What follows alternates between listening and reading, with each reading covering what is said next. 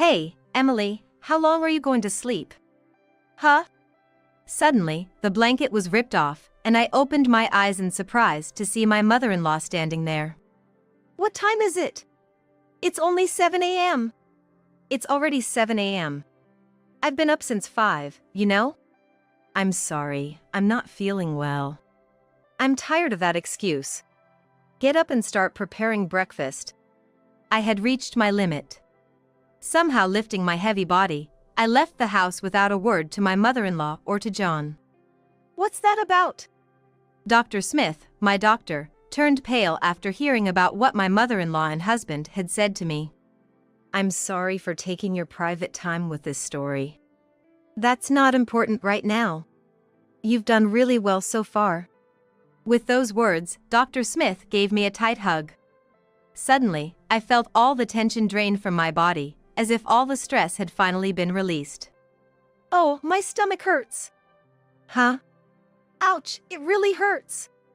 It was a unique kind of pain I had never felt before. As I looked up at Dr. Smith, wondering if this could be it, she nodded solemnly. It's labor pains. Apparently, the sense of relief from having shared everything with Dr. Smith triggered the onset of labor. But then, I got a call on my cell phone from my husband. Hey, Emily. Where are you right now? You left without saying anything. You ignored what Mom said too. What are you thinking? Yeah, Emily. You really need to step up as a wife. Startled by the immediate angry voices of John and my mother-in-law, I involuntarily jerked my shoulders. This is Dr. Smith, Emily's doctor. Emily is about to give birth, so she can't come home.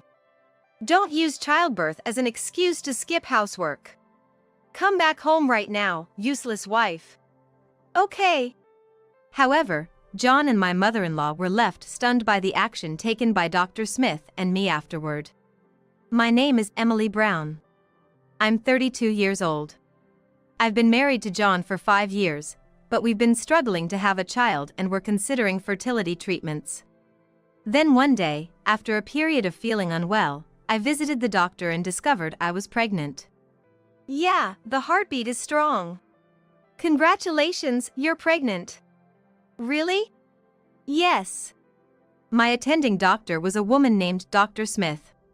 She seemed to be about my age, with a kind smile. She was efficient in her work and understood my feelings, explaining everything about my pregnancy in an easy-to-understand manner. Please make sure to come in for regular checkups. I will. I was so happy, I couldn't wait to tell John. That night, when John came home, I told him I had been to the gynecologist. Yeah, you've been looking unwell lately. How did it go?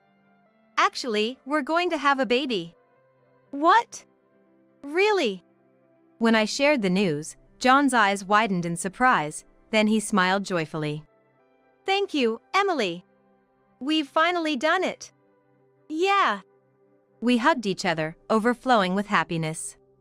But then, John's next words made my mood drop. We need to tell my mom right away. Oh, yeah. John's mother. In other words, she's my mother-in-law. Actually, I've been a bit uncomfortable with her since the beginning of my marriage. She's, well, a bit too set in her ways, or rather, she's quite stubborn. Once she decides on something, she never budges, like she's stuck with fixed ideas. And she adores John to an extreme extent. I still vividly remember the scrutinizing look she gave me when we went to announce our marriage. Even at our wedding, I wanted to choose a wedding dress, but she insisted I wear the same dress she wore for her own wedding. When choosing our house, she made sure we picked a place close to John's family home, somewhere convenient for her to visit. I had planned to continue working after getting married, but she forced me to quit my job. Because of all this, I've tried to avoid her as much as possible. But now that I'm pregnant, I wonder how she'll react. Will she impose her ideas on what I should do during pregnancy?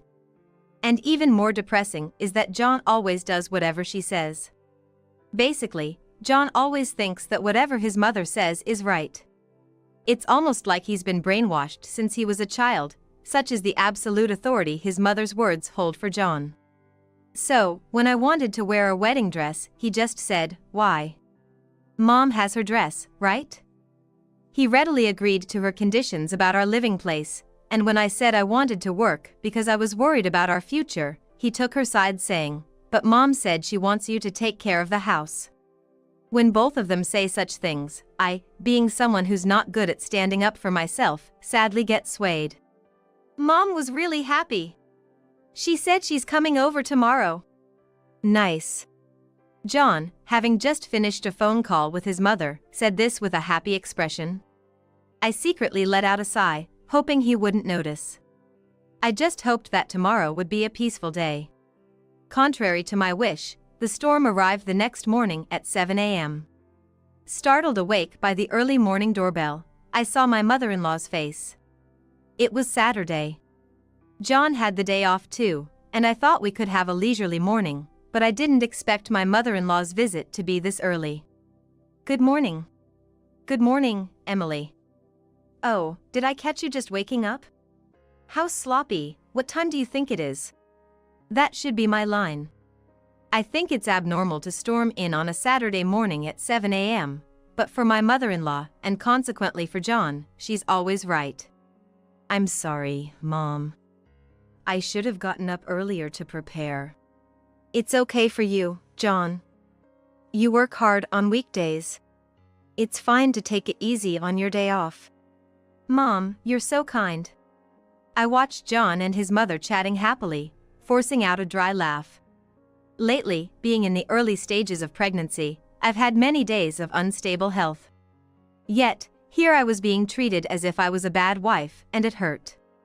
That's right, you're pregnant, aren't you? Congratulations. I'm just so happy. Thank you. I awkwardly thanked my smiling mother-in-law. Then John said, I wanted to ask Mom something. Actually, Emily has been feeling unwell lately. With the early stages of pregnancy, I've heard that health can be unstable.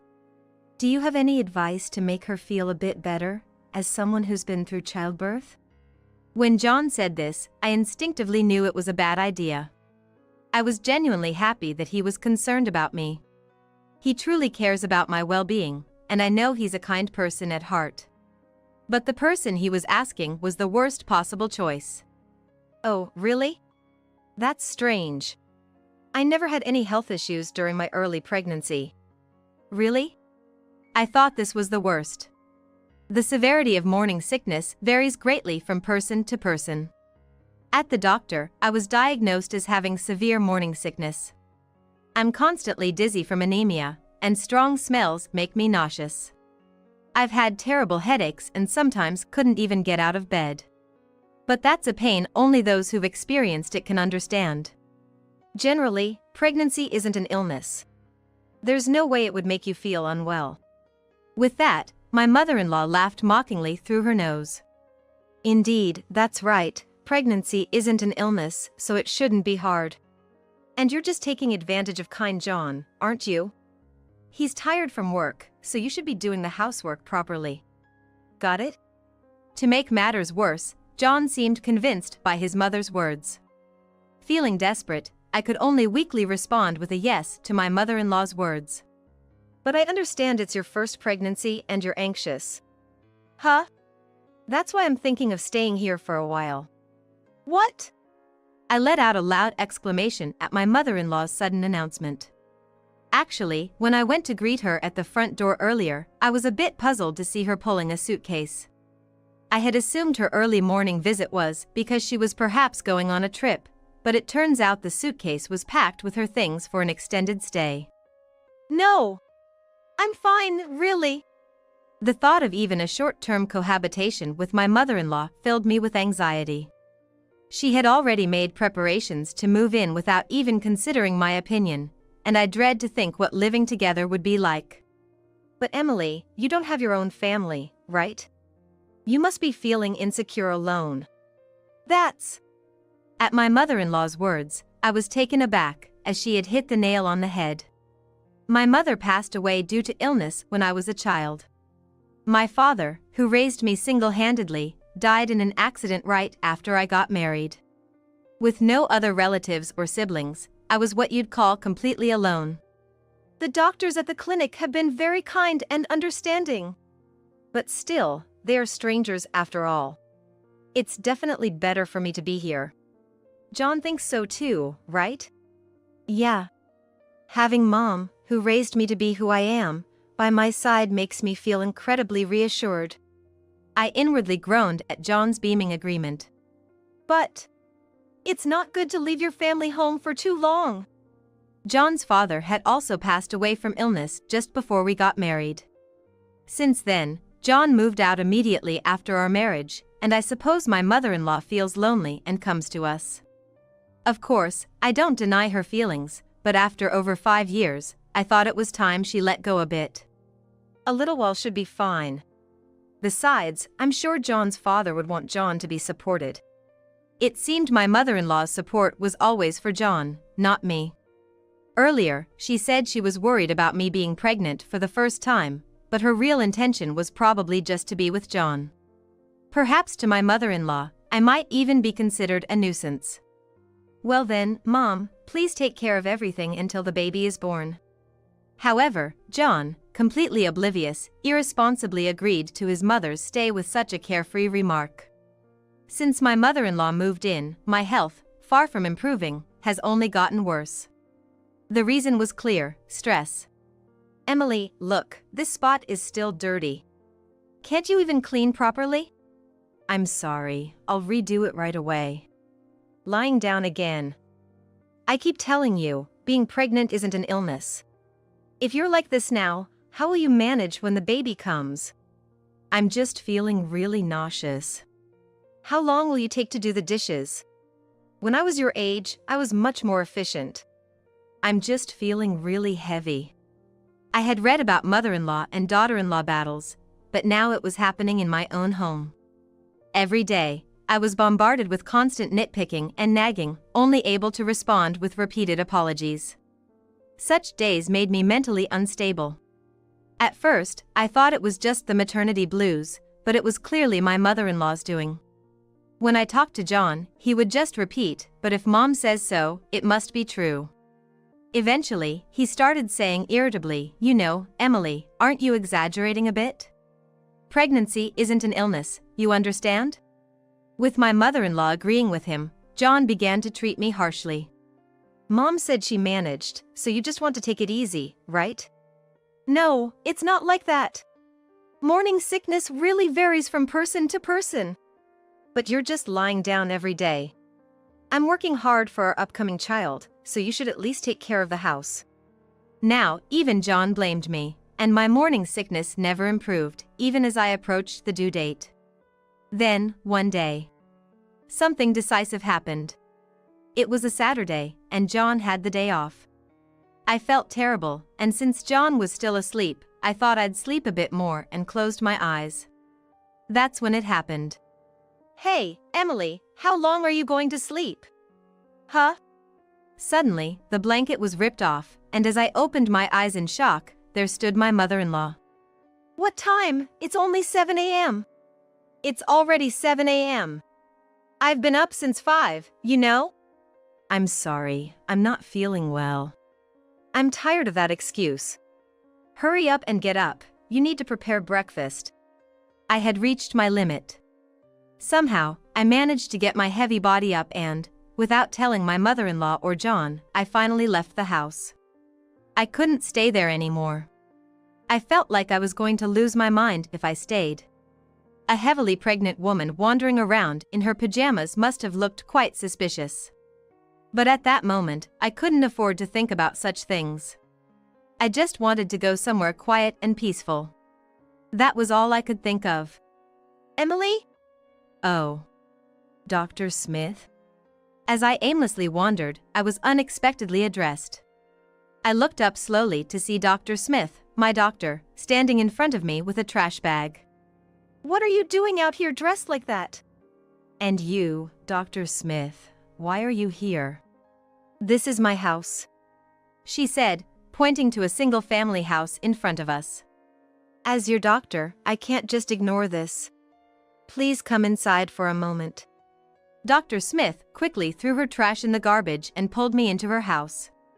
She made me sit on the sofa and brought me some warm tea, smiling as she said, "Here you go." Her kindness made tears well up in my eyes. What exactly happened? Sitting next to me and gently stroking my back, Dr. Smith listened as I cried and told her everything without holding anything back. What? After hearing my story, Dr. Smith murmured that, her face turning pale.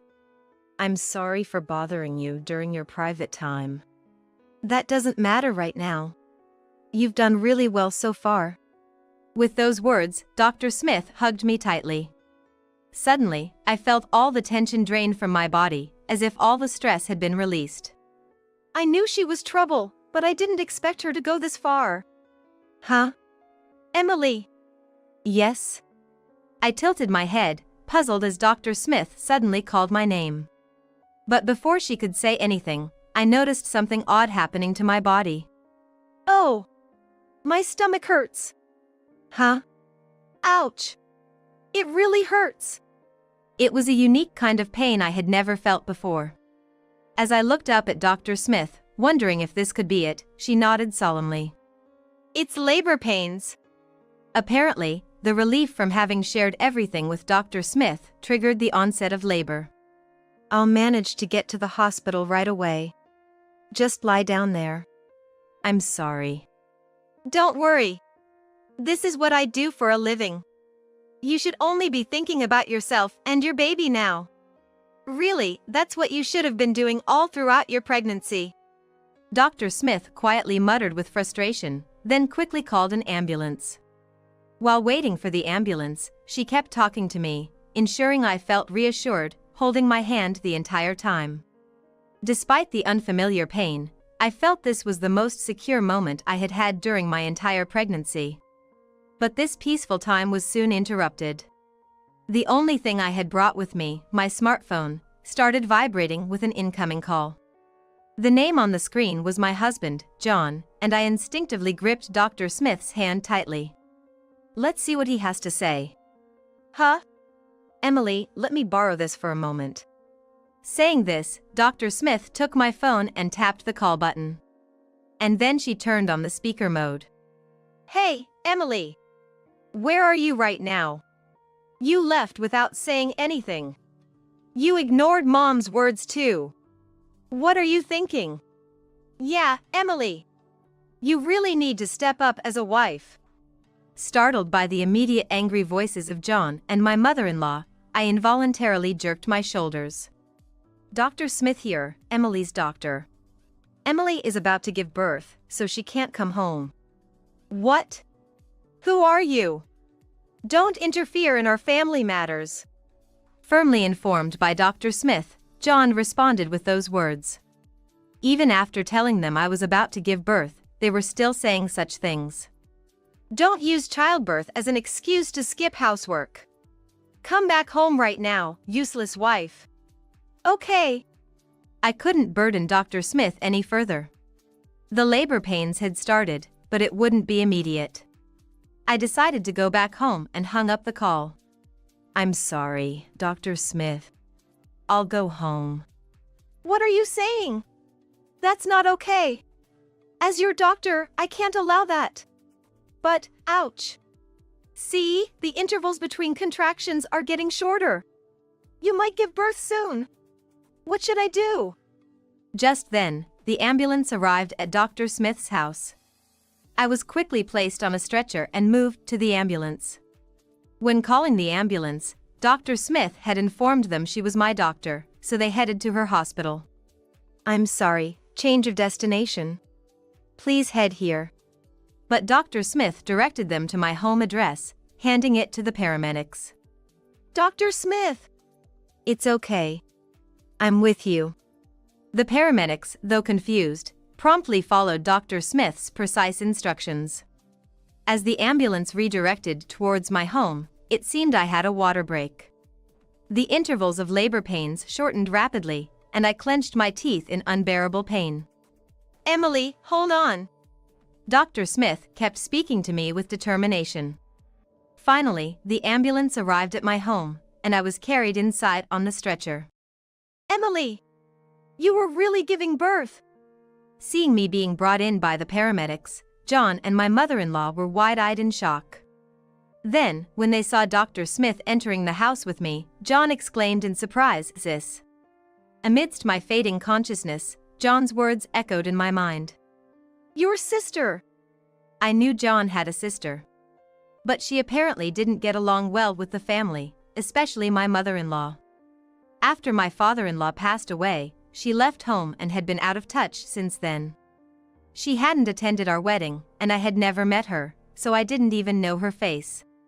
I thought I'd never meet her since my mother-in-law said they had cut ties, but Dr. Smith? You called them, so you're responsible. Help out until the end. Hurry, get some clean bath towels. Oh, yes! While my mother-in-law stood there stunned, John, scolded by Dr. Smith, hurried to the bathroom for towels. Soon, my labor pains reached their peak. There's a metaphor about the pain being like pushing a watermelon through your nose, and I genuinely thought it wasn't far from the truth. Yet, my beloved child came out relatively easily. The sound of a healthy cry filled the house. Congratulations, it's a healthy boy. I'm so relieved. Dr. Smith showed me my newborn son, his wrinkled face crying hard. The wrinkled face of my baby, crying hard, was incredibly dear to me. I then successfully completed the afterbirth process. Everything ended more smoothly than I expected, but I was utterly exhausted, physically and mentally. John and my mother-in-law were moved, looking at the child in Dr. Smith's arms. Sis, let me hold him too. Me too. Before that, don't you two owe Emily an apology? Dr. Smith sharply and coldly reprimanded the two of them, who were excitedly raising their voices. Really, nothing has changed. Do you know why I left this house? A mother with rigid ideas and a brother who's just her puppet. It's creepy. Dr. Smith, having gently placed the baby down, scolded them both. A mother rigid with fixed ideas and a brother like her puppet. Dr. Smith's words were so spot on, I couldn't help but be impressed by their accuracy. I didn't know at first that Emily was John's wife. But then, the surname Brown, and hearing about the mother-in-law and husband during checkups, it was just like Mom and John. I did some research, and to my surprise, she was my sister-in-law. Dr. Smith. I'm sorry, Emily. If I had realized sooner, I could have saved you from being pushed so far. I hastily shook my head in denial. It wasn't like that. Dr. Smith had supported me a lot. She was an incredibly reliable ally. I was able to safely give birth to my baby because of Dr. Smith. I shook my head to convey that Dr. Smith was not to blame, but my mother-in-law seemed to misinterpret it as me denying Dr. Smith. What's with the attitude? You're just a stranger who cut ties with us, right? What do you know about family? At least more than you about the struggles and hardships of a pregnant woman. Emily had severe morning sickness, and you made her work like that? Being pregnant isn't an illness, so of course she should be able to do that much. Don't be ridiculous. Emily safely gave birth today because she persevered. Despite the unreasonable treatment from both of you, she stayed strong for her child. Dr. Smith spoke so clearly, and I felt a weight lift off my heart. Someone acknowledged my unseen efforts. Despite the pain and difficulty, I was determined to endure for my child, and here was someone praising that determination. I couldn't be happier. Dr. Smith. It's okay, enough. I called out to Dr. Smith, who looked like she was about to confront my mother-in-law with a fiery intensity. Dr. Smith turned to me immediately, still looking unconvinced, but when I shook my head, she stepped back. Well, if Emily says it's okay. Sis, that's terrible. How can you say such things to Mom? Emily is appalled too. From here on, we will take care of Emily and the child. Outsiders, leave. It's you two who should leave. What? I somehow managed to sit up, despite my exhaustion from childbirth. I repeated firmly to a startled John. You two should leave. I want a divorce. I'll raise this child on my own. What? Emily, what are you saying? I've woken up. I endured everything thinking I had to for the sake of the child, but now I realize it's best to leave this awful environment for my child's sake. Awful? What are you talking about? I'm just stating the obvious. Obvious? Based on what? Well, because Mom said so. John glanced briefly at my mother-in-law, who nodded vigorously, backing him up. My mother-in-law nodded vigorously, as if to back up John, saying, "That's exactly right." Emily, you're making too much fuss over just a pregnancy. Pregnancy and childbirth can be life-threatening. Don't treat it so lightly. Dr. Smith retorted sharply to my mother-in-law's sigh-laden words. Confronted strongly by her own daughter, my mother-in-law, left without a rebuttal, could only fall silent. With her silence, John suddenly seemed less confident. I should have divorced him much earlier. I'll consult a lawyer about future matters. I will claim for the mental distress I suffered during pregnancy and child support. For the first time, I asserted myself against John and my mother-in-law. The fact that the subject was divorce carried a certain irony, but perhaps surprised by my uncharacteristically adamant stance, neither John nor my mother-in-law said anything more in response. Soon after, my newborn child and I were transported to the hospital where Dr. Smith works. Given the unusual circumstances of the birth, it was advised to check for any harm to my body. Of course, it was also to ensure my baby's safety. I'm sorry for having to deliver at home like this, even though it couldn't be helped. What are you saying? Without Dr. Smith, I don't know if my baby and I would have been safe. If I had been taken to the hospital, I probably would have tried to go home anyway. Thinking about it, I might have been brainwashed by my mother-in-law and John too. But seeing Dr. Smith firmly scolding them, I fully woke up. Are you really going to divorce? I mean, I highly recommend it. Yes, I have no regrets. There are systems and support for single parents, and it's better to struggle a bit and raise my child alone than in that house. That's good. If there's anything I can help with, just let me know. Really? Even though I'll no longer be your sister-in-law? Before being a sister-in-law, you're my patient. And, how about we be friends from now on? Dr. Smith smiled kindly and said that, and I happily responded with a loud yes. It seems that my baby and I will be hospitalized for 1 or 2 days. After finishing the explanation, Dr. Smith told me to press the nurse call button immediately if I had any worries or problems, and then she left the room. Right after that, there was a gentle knock on the hospital room door. Thinking Dr. Smith might have forgotten to say something, I called out, "Come in." John. To my surprise, it wasn't Dr. Smith who entered, but John. Emily, I was wrong. Can you wait for the divorce? Huh? I gazed at John, who looked contrite as he began to fumble his words. I sided with Mom too much. You were jealous, right? What? Completely off the mark. I was dumbfounded. Remember, I told you Mom and my sister didn't get along? Mom was happy when you came into our family, like she got her daughter back. She paid too much attention to you, but now I realize that and regret it. Everything he said was wrong. What is this man even talking about? I let out a sigh. If my mother-in-law really thought my marriage was like getting her daughter back, then Dr. Smith must have endured the same treatment since she was young. No wonder she wanted to escape. Dad died, and my sister left, then I got married. Mom must have been lonely. It's cruel to ignore that, right? But I told you several times how hard it was for me. Wasn't it cruel to ignore that? It wasn't just once or twice I complained about how hard the morning sickness was. Yet, you dismissed it as just my imagination or said it wasn't a big deal, denying my struggles with mere assumptions and prejudice, didn't you? Well, that's... John never once stood up for me. Thinking about enduring this any longer, I feel like I'm losing my mind. So I won't reconsider the divorce.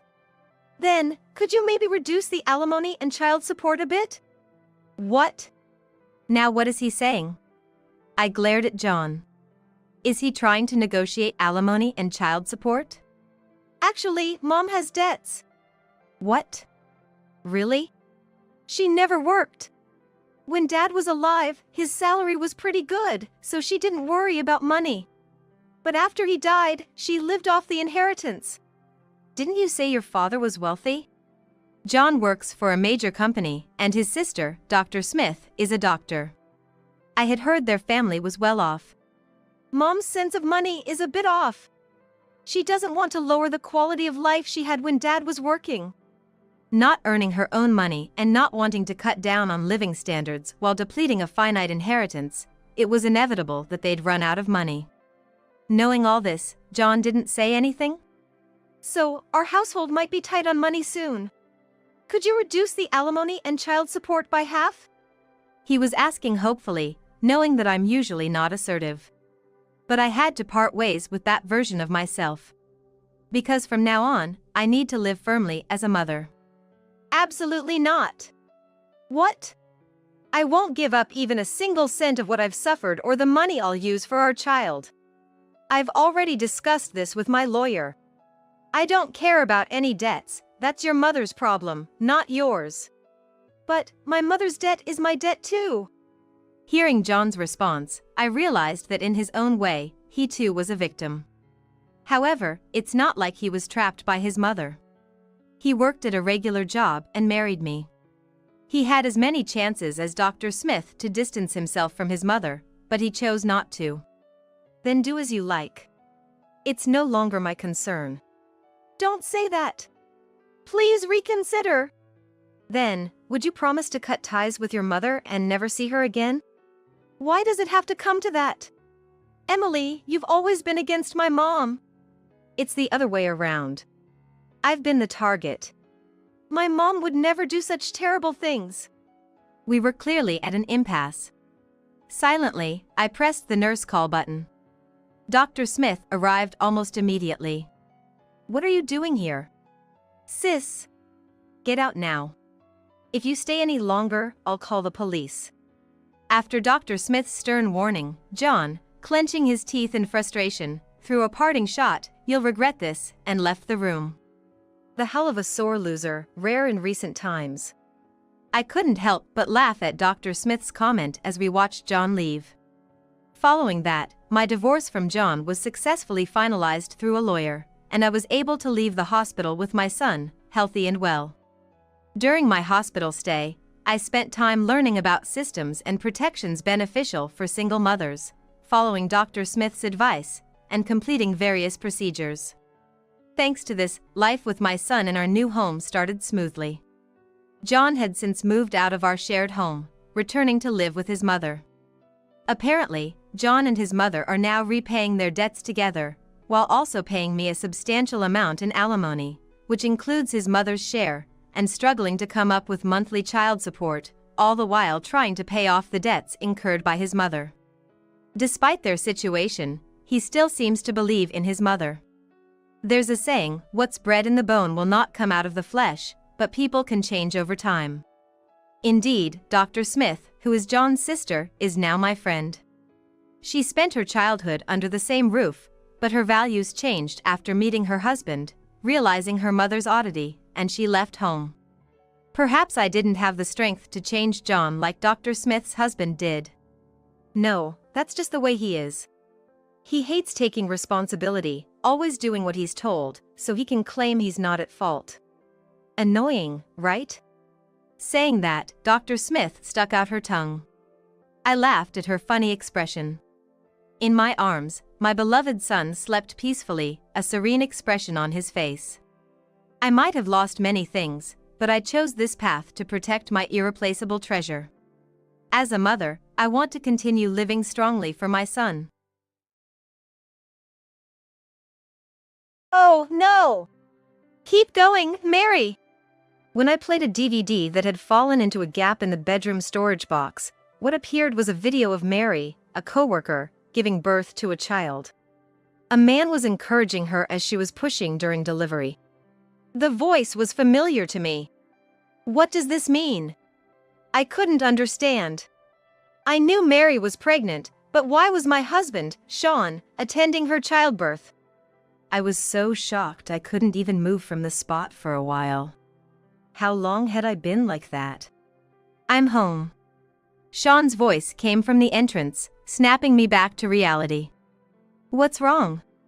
Why are all the lights off? I got carried away cleaning. Oh, is that so?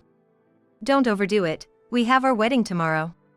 Sean smiled kindly, and I felt a surge of anger toward him. How could he say such things, cheating on me with Mary? Well, I'm going to take a bath. Oblivious, he headed to the bathroom as usual, and seeing him, I clenched my fist tightly.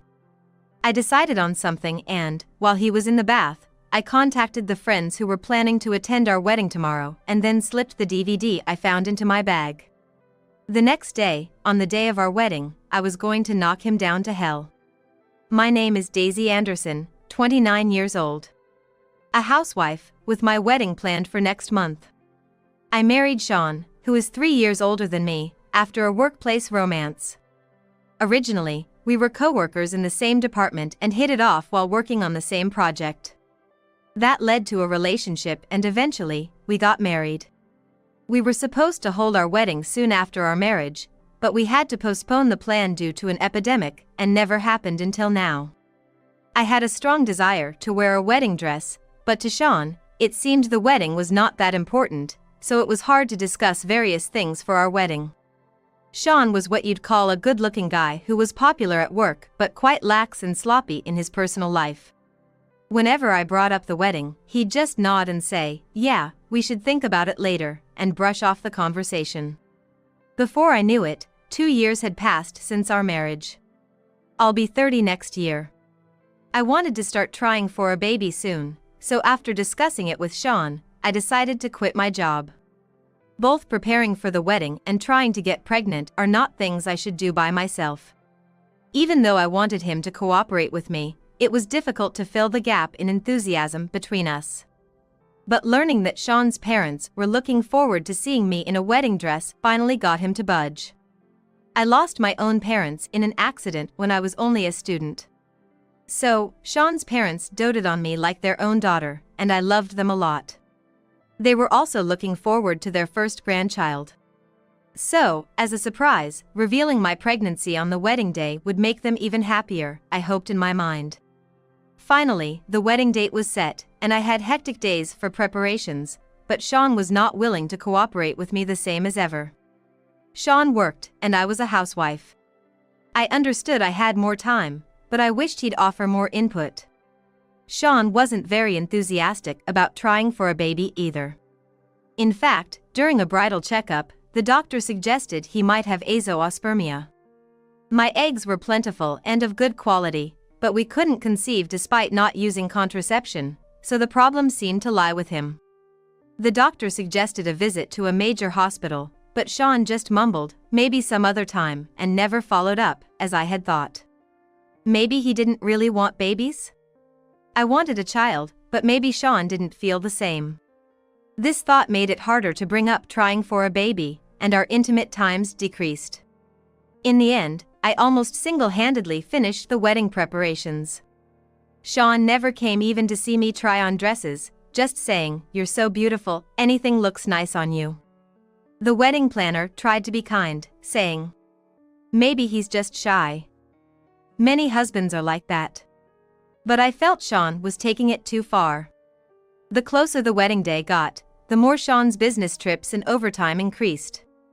I still had things I wanted to talk to him about the ceremony, but I couldn't get him to make time. He said it was a busy period at work, but I remember it wasn't like this when I was there. Well, office tasks change daily, and maybe things have changed since I left.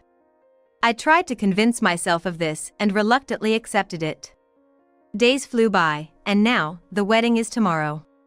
I wanted to have a quiet talk with Sean on the eve of the wedding, but he's working late again today. His regular hours are supposed to end at 6 p.m., but he said he's going out for dinner with colleagues due to the overtime. Shouldn't his coworkers be more considerate on the night before someone's wedding? I felt a surge of frustration but swallowed it and told him to be careful on his way home. As the eve of the wedding arrived, there wasn't much left to do. Thinking about cleaning, I decided to tidy up places I usually don't and stepped into the bedroom. Cleaning the floor and changing the bed sheets did refresh my mood. Then, I thought of decluttering the bedroom closet. The bedroom closet was shared with Sean, but since most of my stuff was in the living room storage, about 90% of the closet's content was Sean's. My things were mostly formal wear and dresses I wore to friends' weddings, just special occasion clothes and items. I rarely opened this closet, so I was curious about what was inside, and as expected, it was mostly Sean's belongings. I sorted through, separating my things and deciding what to discard. Then, I found something wedged between storage boxes in the closet. What's this? I picked it up with my fingertips. A CD? No, a DVD? It was an unmarked DVD. It was in a transparent package that looked more like something for home videos from a camera or smartphone rather than a commercial product. Sean isn't really into taking photos or videos. I wondered, puzzled. Curious about the unlabeled DVD, I moved to the living room with the player to check its content. Let's play this. I inserted the DVD into the player and pressed play. The image that appeared was a woman I knew well. We're going to the delivery room now. I'm getting a bit nervous. Mary? It was Mary Parker, my ex-coworker when I worked at the company. She's 2 years younger and had gone on maternity leave just before I quit, announcing her pregnancy. We had kept in touch, even planning to have lunch when things settled down. Mary's belly was large, and seeing the background in the video, she was clearly about to give birth. This was what's known as a birth video. I knew Mary had already given birth, as Sean had told me the company informed him. So this video must be a few months old, but why was it in our bedroom closet? I watched the video, curious about the continuation. The recording seemed long, so I fast-forwarded to see what came next. Finally, Mary was on the delivery bed, about to give birth. Maybe the person holding the camera was her husband, and the video showed Mary reaching out at the camera. Responding, the person, I assumed holding the camera, took her hand. Wait. Something caught my attention, and I paused the video. The man's hand holding Mary's. He was holding the camera with his right hand, so the left was extended. There was a wedding ring shining on the finger, and a wristwatch on the wrist. Both were very familiar to me. That's the same as Sean's. Could this be just a coincidence? Suddenly, my heart pounded painfully. A horrible premonition washed over me, and I felt cold sweat down my back. Why was Mary's birth video in our house? To find the answer, I pressed the play button again. Oh, no! Come on, Mary! A man's voice is encouraging her as she strains. I recognized that voice. Sean! On the screen, Mary is gripping the man's hand tightly. She called him Sean. What does this mean? I couldn't understand. I knew Mary was pregnant, but why was my husband, Sean, at her delivery? Usually, only family members are allowed at birth. I couldn't comprehend why Sean was attending the childbirth of his coworker.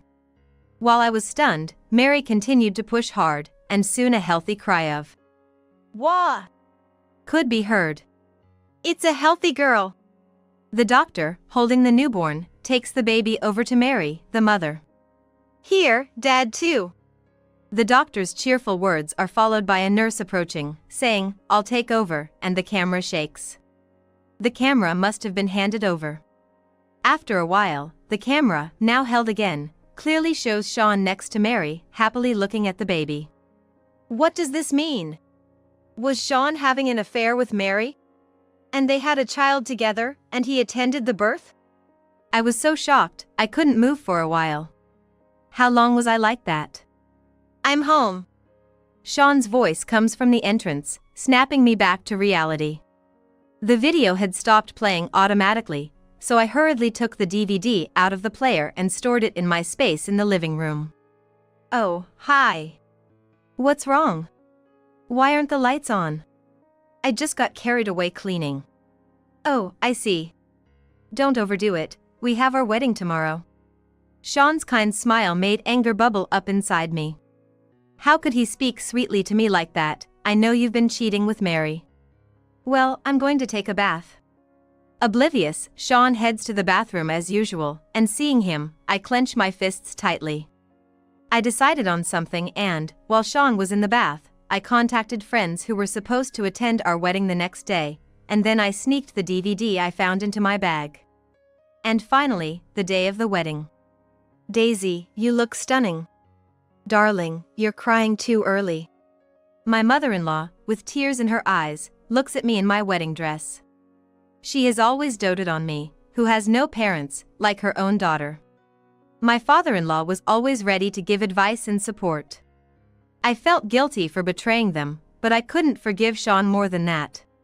Thank you, Susan and Robert. Tears welled up in my eyes too. Knowing this peaceful and kind moment would be the last, I felt incredibly sad and regretful. There are many guests at the wedding. Most of them are Sean's relatives and friends. Since my parents passed away, I have little connection with my relatives. I didn't set up a family table because I don't have relatives close enough to invite, and now I'm glad I didn't. I had invited a few friends of mine, but they aren't here now.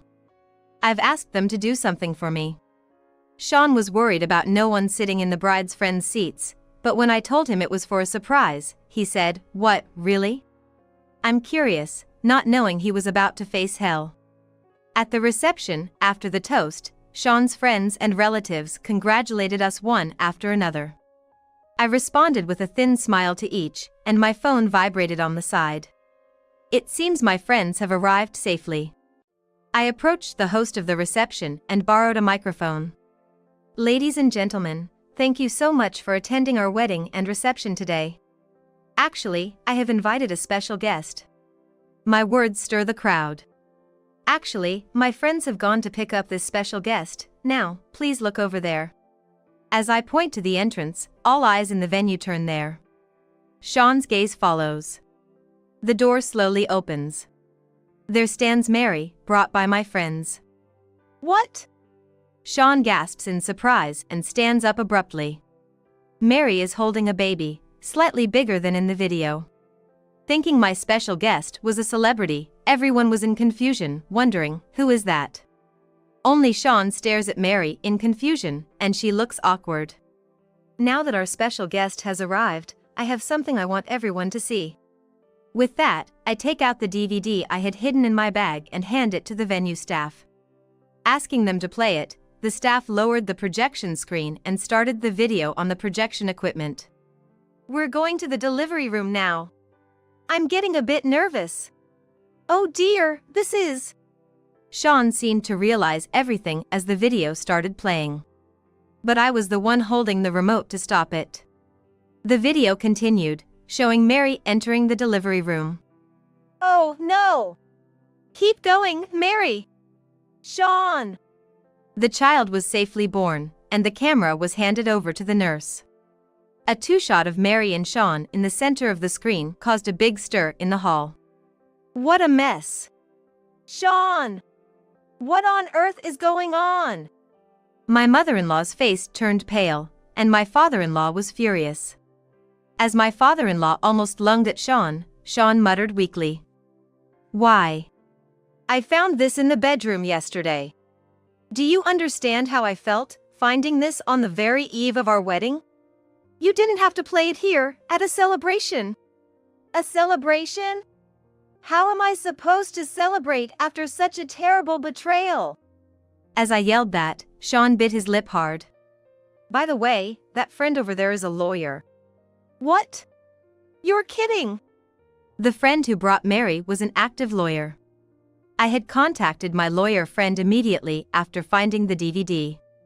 She told me to keep it as crucial evidence and promised to help me fully when I said I intended to expose their infidelity at the reception. This DVD will be kept as important evidence. Mary Parker, the child in this video who has just been born, that's the girl you're holding now, right? At the words of my lawyer friend, Mary seemed to be looking for any excuse but eventually slumped and whispered a small yes. How dare you cheat on Daisy and even have a baby? I did not raise you to be such a pathetic man. My father-in-law, in despair, and my mother-in-law, crying out, were surrounded by relatives comforting them. Sean, the focus of everyone's attention, staggered. As if to deliver the final blow, I presented Sean with divorce. Please, divorce me. Wait, let's talk this through. There's nothing to discuss with you now. I'll make sure you and Mary pay a decent alimony. And you'll cover all the costs of this wedding. How can I? Do you know how much this wedding cost? You ruined it, so of course you should. After my shout, Sean had nothing more to say. Looking at Mary, she was crying, tightly holding her baby. The baby is innocent, but infidelity can't be forgiven. I'll proceed with the rest through my lawyer. With that, I left the venue with my friends. Later, I received a call from my in-laws. They said I might not want to see them anymore, but I loved them, so I agreed to go see them, provided Sean wasn't there. Daisy, I'm so sorry. As soon as she saw me, my mother-in-law burst into tears. I shook my head vigorously and hugged her. This is between Sean and me. You've done nothing wrong. More importantly, I'll never forget how you loved me like your own daughter. I told them firmly, looking into their eyes. This was the undeniable truth, and I didn't want them to misunderstand. Thank you, Daisy. We were truly happy you became our daughter-in-law. My father-in-law patted my shoulder and told me what happened after I left the wedding. We decided to disown Sean. He shamed us in front of the family, and he understands he no longer has a place in the Anderson household. I see. I didn't feel sorry for Sean at all. He was raised by such wonderful parents, yet how could he do such things? I couldn't comprehend. But, well, this is just a wish from us, and you can prioritize your feelings. What is it? Would you live with us? At my father-in-law's words, I was amazed. Then my mother-in-law smiled. You know, if you don't mind, though, Daisy. We want to leave our estate to you. We'd love to become a real family with you. But I ruined the wedding you guys were looking forward to. It's all right. You did the right thing. Tears flowed at their kindness. I promised to contact them once everything was settled and left that day. For the sake of my in-laws, I had to resolve things with Sean quickly. I formally requested my lawyer friend to mediate all communications with Sean. She's an excellent lawyer and quickly began the process. A few days later, she informed me that Sean wanted to meet me. I had no intention of seeing him again, but he was adamant. When I showed reluctance, my lawyer friend said, somewhat exasperated, it seems they're having some trouble too. They refers to Sean and Mary. I had thought Sean would remarry Mary after our divorce. But apparently, it wasn't going to be that straightforward. Resolved, I agreed to meet Sean with my lawyer present. Several days later, I met Sean at my friend's law office, for the first time since the wedding. Despite only a few weeks passing, he looked significantly worn down. Daisy, it's been a while. What do you want to talk about? I urged Sean to get to the point. He hesitated at first, but then began. Actually, something shocking was discovered after that incident. Shocking? Could it be more shocking than what I had been through? As I frowned at Sean playing the victim, he showed me a document. Look at this. What's this? It's a DNA test result. Excuse me? It was the result of a DNA test for Sean and Mary's child. This must be the shocking fact he referred to. It stated a 0% probability of them being parent and child. That child isn't mine. I was deceived by her too. Sean slammed the table, frustrated. Then who's the father? Nothing special, just her husband. I felt dizzy at his words. Right. I was so caught up in my own situation that I forgot Mary was married. So, both Sean and Mary had been cheating. She told me their relationship was almost over. So what? She's still married, huh? I was so frustrated with Sean's attitude, shifting blame onto Mary while he himself had cheated. And to be honest, I had suspected Mary's baby might not be Sean's. because he was suspected of azoospermia. It's hard to believe only she gets pregnant so luckily. She made me pay child support, using that money for luxury. And after her husband found out and divorced her, she tried using me again. I understand. So? What do you mean by so? We're already divorced. This doesn't involve me, right? I stated this firmly, and Sean looked uncomfortable. He then gently took my hand. Daisy, can we start over? I've realized you're the only one for me. His eyes welled up with tears as he pleaded. Seeing my smile, Sean seemed relieved. There's no way we're starting over. What? I forcefully shook off his relaxed grip. His eyes widened in surprise. Enough. You're just saying things that suit you. You seriously think that kind of talk will fly? You're acting like the victim, but in my eyes, you and Mary are both as bad as each other. I never want to see you again. With that, the meeting ended. I left the rest to my lawyer friend. Sean, completely rejected by me, seemed dejected and quietly accepted the alimony terms. Mary and her husband also got divorced, and naturally, her husband sued them. As a result, both Sean and Mary ended up paying alimony to both me and Mary's husband. The rumors spread quickly through their company, where many of Sean's colleagues had attended the wedding, leaving Sean with no place to belong. However, he couldn't quit due to his alimony obligations and lack of family support, so he continued working there under difficult circumstances. As for me, thanks to the substantial alimony, I could take my time considering re-employment. Moreover, my loving in-laws, who regard me as their true daughter, used nearly all their assets to buy me a luxury apartment. They said it was their inheritance to me, but I felt lonely living alone in such a big apartment, so I invited them to live with me. It's sad what happened between Sean and me, and still lingers the bitterness of being deceived and betrayed by him. But now, living peacefully with my kind and loving in-laws, I feel truly happy from the bottom of my heart. Today's dinner is Anna's favorite, fajitas. I'm sure she'll love them. As I prepare the fajitas and set the table, envisioning Anna's joyful face, her eyes fill with excitement. But the next moment, after seeing the ingredients on the table, she suddenly looks downcast. Look, Anna, your favorite fajitas. Aren't you gonna eat? My husband asks, peering at Anna. But suddenly, she stands up from the table and heads straight to her bag, rummaging through it. As I watch her, puzzled, she pulls out a Tupperware container from her bag. Can I take this home? I always feel sorry for Mom, she says, beginning to pack some of the dinner into the container. We are stunned by her sudden action. What do you mean by that? Can you tell us? Richard asks calmly. Anna's face darkens. Mom gets yelled at by Dad if she eats. She says she can only eat leaves. We were shocked by Anna's words. Richard stands up quickly and rushes out of the house. I hurriedly try to stop him. Wait, where are you going? Without changing his expression, Richard picks up Anna and starts calling a taxi. Hurry up. We're gonna go talk to Thomas right now.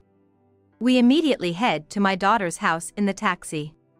What we saw there was. My name is Susan Jones. I worked as a preschool teacher, but I quit when I got married. I met Richard, my husband, when I was in my 20s, working as a preschool teacher. He was the son of a friend of my mother. Richard, an employee at a major company, was reserved and seemed unapproachable, but he was competent at his work.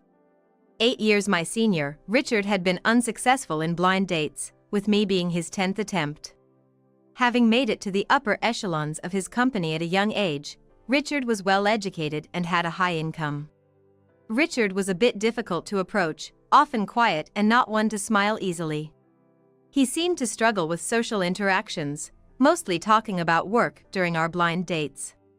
Still, I gradually opened up to him, touched by his earnest efforts to share more about himself. I found out that he was more sensitive than I thought, a kind-hearted man who cared deeply about others. After our initial blind date, we started seeing each other more often. 3 months into knowing each other, he asked me to be his girlfriend.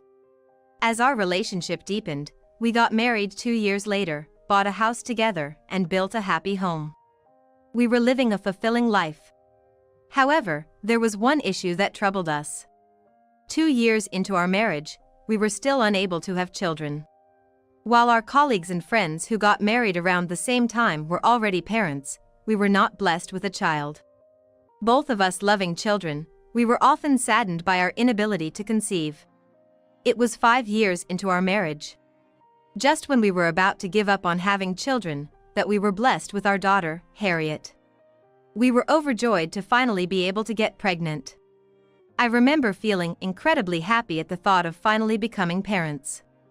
Our lives began to shine when our long-awaited daughter, Harriet, was born. Everything in our life started revolving around her.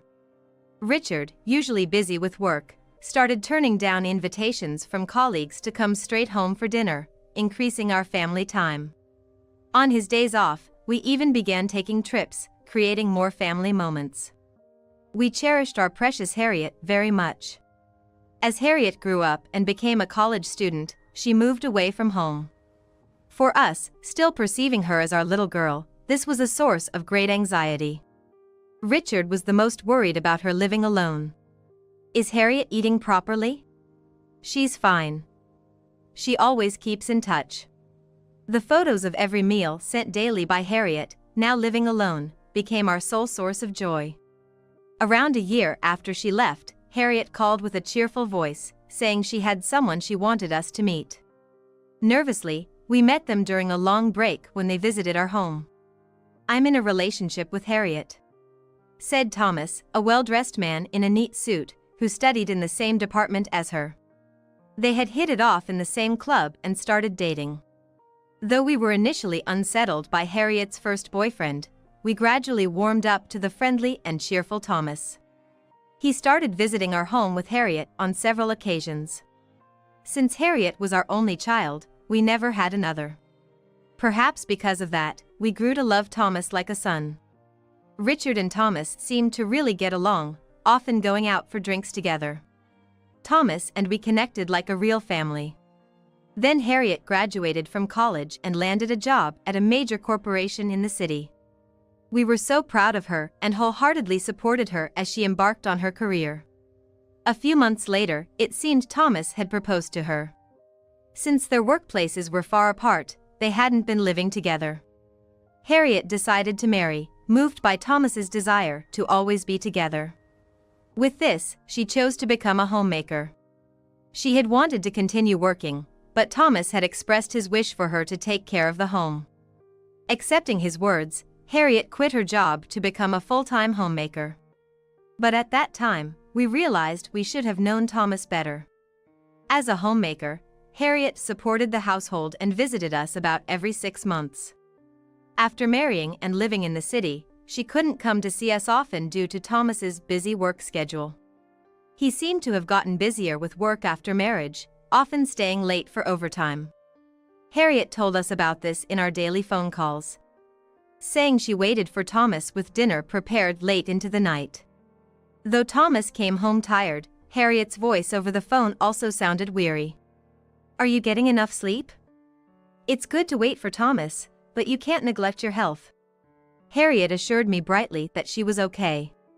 However, she recently mentioned feeling a bit unwell, feeling sleepy every day and disliking the smell of foods she used to enjoy cooking. I never had this issue before. Harriet was sad that she suddenly couldn't eat the foods she loved, and I had a hunch about her condition. Worried about her health, I suggested she visit a doctor. At first, she was puzzled but trusted my advice and agreed to go. "I think something wonderful is about to happen to you." About a month later, Harriet called, saying she had something to tell me. Normally, she would schedule a call, but this unexpected call took me by surprise. "Hello? Is everything okay?" I asked, sounding concerned. Over the phone, I could hear Harriet's voice, unable to contain her excitement.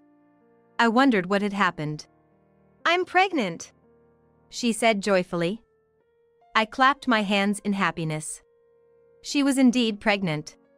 When she first mentioned not feeling well, it reminded me of the early symptoms I had when I was pregnant with her. It turns out she's about 2 months along and has already told Thomas. I was overjoyed to hear my only daughter's pregnancy news and congratulated her. The thought of having a grandchild made me incredibly happy. The idea that my daughter, whom I've cherished and raised, was going to be a mother herself was heartwarming. That evening, when Richard came home from work, I told him about Harriet's pregnancy. He cried tears of joy, more than I did. Having never seen him cry before, I was profoundly surprised. It feels like a dream that Harriet is going to be a mother. She was so little back then, Richard said with deep emotion, making me feel happy too. We had struggled to have children after getting married, so the news of our dear daughter being pregnant filled our hearts with warmth. Seizing the opportunity of Harriet's pregnancy, we frequently took several hours to visit her. Harriet, now without Thomas due to his work, had more severe morning sickness than I did. Realizing the physical strain on her, I got Harriet and Thomas's consent to help with household chores. Thankfully, Harriet's condition gradually improved with my help. A few months later, she safely gave birth to a baby girl. Since Thomas couldn't be there for the delivery, we were by Harriet's side instead. It seemed like she struggled every day, trying to juggle unfamiliar parenting and household duties in Thomas's absence. It must have been hard for Harriet, a full-time homemaker, to manage everything alone. When we saw Harriet starting to show signs of exhaustion from parenting, we made a suggestion to Thomas. Is it true there's a good house available? We told Thomas about a new single-family home. A friend of Richard's had built it but had to sell it suddenly due to a job transfer. Without any takers and about to put it up for sale, he consulted Richard. Knowing Harriet and Thomas had been considering buying a house since their marriage, Richard immediately brought it up. We also knew from Harriet that their current home was becoming too small, especially with the birth of their daughter, Anna. So, we proposed to Thomas that now was a great time to buy the house at a good price. It would mean moving a bit from the city to the countryside, but it was in the neighboring state, making it easier for me to visit Harriet. That was part of our thinking too. To our surprise, Thomas readily agreed, and Harriet and he decided to move into a single-family home. With the move decided, we too pitched in to help. On moving day, I noticed Harriet's complexion seemed a bit off, something I hadn't seen in a while. You don't look too well. Is something wrong? Harriet, hesitating, just shook her head and said it was nothing. Perhaps it was exhaustion from parenting. Don't overdo it. Even as a mother, you need breaks. Thank you, Mom. I'm fine, just a little tired. Harriet replied with a troubled smile. I watched her with concern, wondering if she disliked the new house. But seeing her return to her usual calm demeanor, I decided not to worry. After the move, it was easier for us to visit each other. Thomas had arranged a transfer at work to a location closer to the new house. We used to spend hours traveling to Harriet's house, but now Harriet herself comes to visit and stay at our house. Watching Anna toddle around the house, I realized she no longer resembled a baby. Each visit surprised us with her rapid growth. Anna's gotten so big lately, and it's tough keeping an eye on everything. Harriet sighed. Seeing her weary, I couldn't help but laugh. Reminded of how Harriet was as a child, always on the move, darting off the moment you looked away. Sharing this memory with Harriet, she smiled wryly and asked to stop reminiscing about the past. Now 3 years old, Anna quickly chased after anything that caught her interest. Watching her, I was constantly reminded of how fast children grow. Grandma, let's play over here. Anna's innocent smile reminded me of the time when she was born. The child who couldn't even run back then has grown so much. This made me feel a mix of happiness and a bit of sadness. Children grow up so fast, don't they? Maybe you'll have a second one soon? Stop it, Mom. That's not true. I joked. Harriet's face suddenly darkened at my words. She gave a brief, heavy response and ended the conversation. Since Anna's birth, I've noticed Harriet's complexion hasn't been great. She used to laugh and brush things off, but she never showed such a clearly gloomy expression before. What could be happening? I wanted to ask Harriet, but the conversation quickly moved on, and I couldn't find the right moment. Harriet and Anna used to visit us every 2 months. But after Anna turned 6, they stopped coming. They always used to talk to us at our house, but lately, it's been only phone calls. Harriet, who would usually talk about her parenting troubles, now coldly cuts off the calls. "I'm busy right now, sorry," she'd say without explanation before hanging up. I couldn't talk to Anna, whom I used to see so often, or even see Harriet's face. No matter how much I asked for a reason, she'd say nothing was wrong and end the conversation. Reluctantly, I tried calling Thomas, but his response was equally curt. "Sorry, I'm busy right now. Can we talk later?" After being abruptly cut off with a cold voice on the phone, it seemed nothing I said was getting through anymore. Richard also tried calling a few times after discussing it with me, but he got the same indifferent response. "What's going on with Harriet and her family? They used to come to our house so often," Richard said, looking downcast, and I nodded in agreement. We both felt uneasy about Harriet and Anna suddenly stopping their visits without any discussion. But a few days later, something changed. Previously, Harriet used to call, but now, it was mostly Thomas. One day, Thomas called to give us an update, but I happened to be out, so Richard answered the phone. "Is work keeping you busy? Anna must be quite grown up now, being a senior in kindergarten." Richard chatted casually, but Thomas seemed indifferent. Unable to hear his daughter and granddaughter's voices, Richard, losing patience, asked Thomas, "We haven't seen your faces in a while. When would be a good time for us to visit?" Thomas seemed reluctant and initially turned down the suggestion. However, Richard, not having seen Harriet or Anna's faces for over 2 months, insisted. Thomas kept saying he was too busy with work, but Richard kept persuading, saying they would just visit quickly and leave. Then Thomas made an unexpected proposal. "The summer vacation is coming up soon, right? I want to let Anna practice riding the train, so can she stay with you alone?" Richard was taken aback by Thomas's words. Just then, I returned home and overheard Richard on the phone discussing letting only Anna stay with us. We exchanged glances, deeply concerned. We felt uneasy about letting our still very young, 6-year-old granddaughter take the train alone. Despite my urging to reconsider, Thomas was adamant about Anna traveling alone for the experience, saying she could handle it. "Anna is 6 now. She'll be fine by herself," he insisted, leaving us unable to argue further. Of course, we wanted to see Anna, but I also really wanted to see Harriet, my daughter.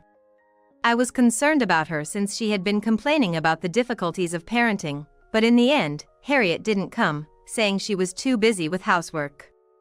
So, it was decided that only Anna would stay at our house. Although I was saddened not to see Harriet, the thought of seeing Anna after such a long time made my heart leap. As the summer vacation approached, and the day arrived for Anna to stay over, we anxiously waited at the train station. As soon as she got off the train and spotted us, Anna ran towards us with a big smile. Reuniting with Anna after such a long time brought an overwhelming joy. "Grandpa! Grandma! I made it here all by myself," she reported happily. Seeing her growth, we hugged her tightly, our worries melting away. "You did great. We're so proud of you. We're so happy to see you after such a long time." We praised Anna for her brave solo train ride, and she shyly smiled in response. Savoring our long-awaited reunion, we stopped to buy Anna's favorite snacks on our way home. That day, we played until the evening, making up for the time we hadn't seen each other. After not being able to see Anna for just a few months, she learned to read and even read us a storybook she brought along. We started preparing dinner while cherishing her significant growth. While Anna was taking a shower, I prepared her favorite dish, fajitas. Seeing the table lined with her favorite ingredients, Anna, fresh out of the bath, was ecstatic and dug in eagerly. All my favorite things! Anna exclaimed happily, clinging to the table with a smile that made me happy too. As we sat down, Anna suddenly looked down. Puzzled, I tilted my head to look at her, and Richard, concerned, spoke up. Look, Anna, your favorite fajitas. Aren't you gonna eat? Richard asks, peering at Anna. But suddenly, she stands up from the table and heads straight to her bag, rummaging through it. As I watch her, puzzled, she pulls out a Tupperware container from her bag. Can I take this home? I always feel sorry for Mom. Suddenly saying that, Anna began packing the dinner into a container.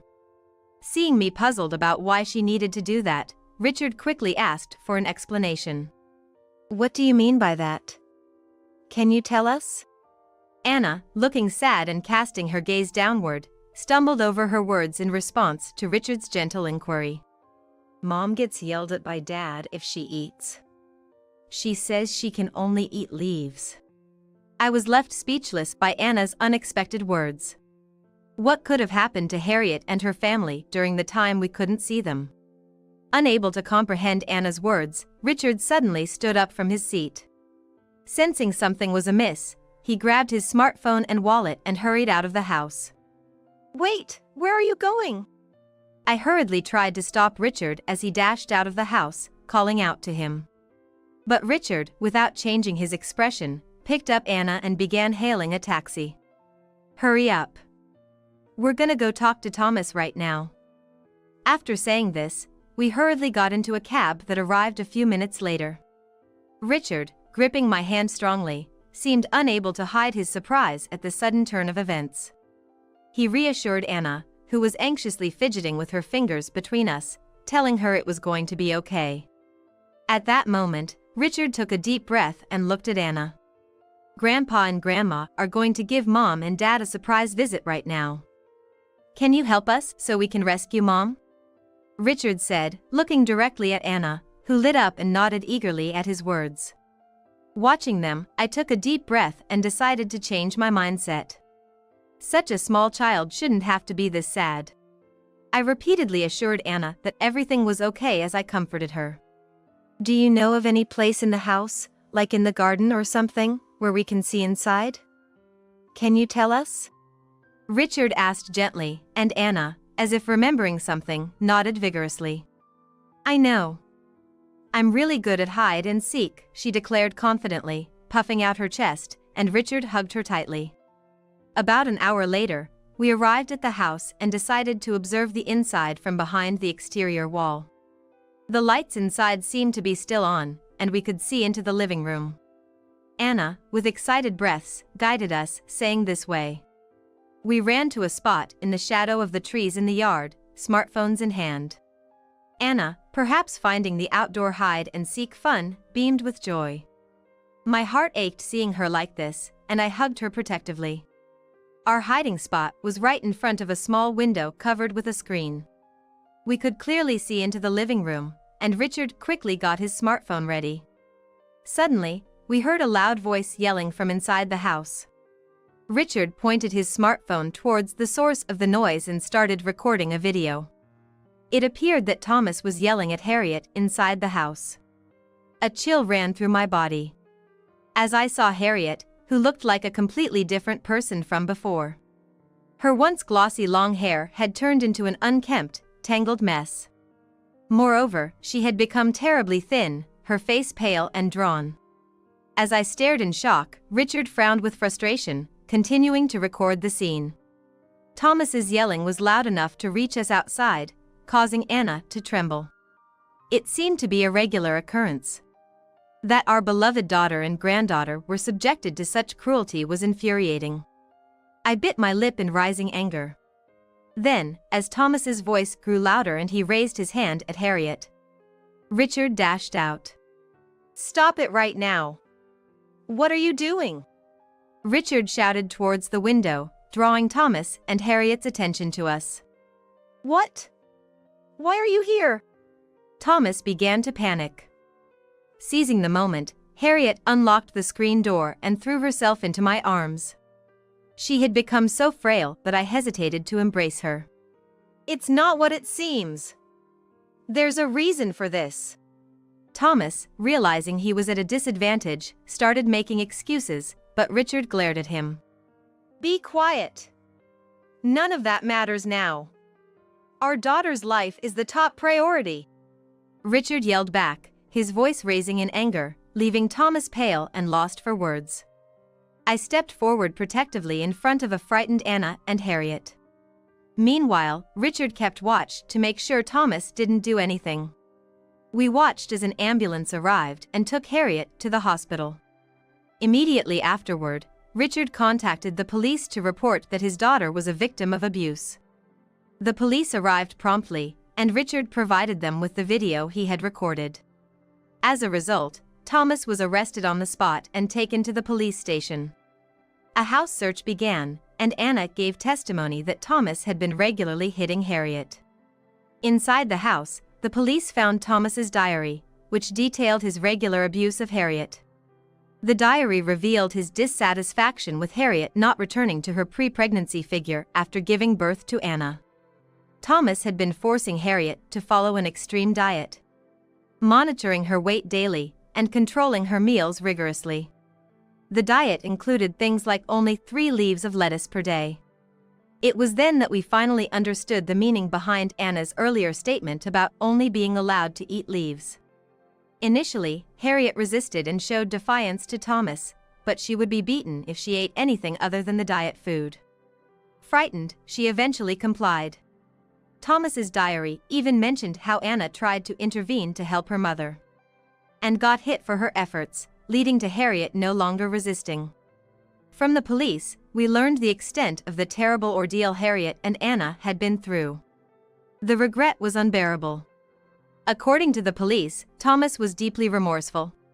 But there was no doubt he would face a prison sentence for his abuse of Harriet and Anna. We held a left-alone Anna tightly, comforting her. Later, Harriet and Thomas got divorced. All of Thomas's actions had come to light, leading to his prosecution. After that, we started living together with Harriet, who was still recovering her health. Anna was overjoyed to live with us permanently. Being free from Thomas's regular abuse, Harriet slowly began to recover her health. Her once emaciated body started to fill out, gradually returning to a healthy shape. I caused so much trouble for you both, Harriet said with a look of guilt, but I shook my head. I never wanted to see Harriet that thin again. With this determination, we continued to care for our precious daughter, and now she had fully regained her former self. To celebrate Harriet's recovery, we laid out fajitas on the table, the meal we missed on that day. Anna's eyes sparkled with joy at the sight of the spread. There's so much. We can eat a lot. Yes, it's wonderful to be able to eat to our heart's content, Harriet said. Watching the two of them devouring the fajitas, we wished for this peaceful life to continue forever.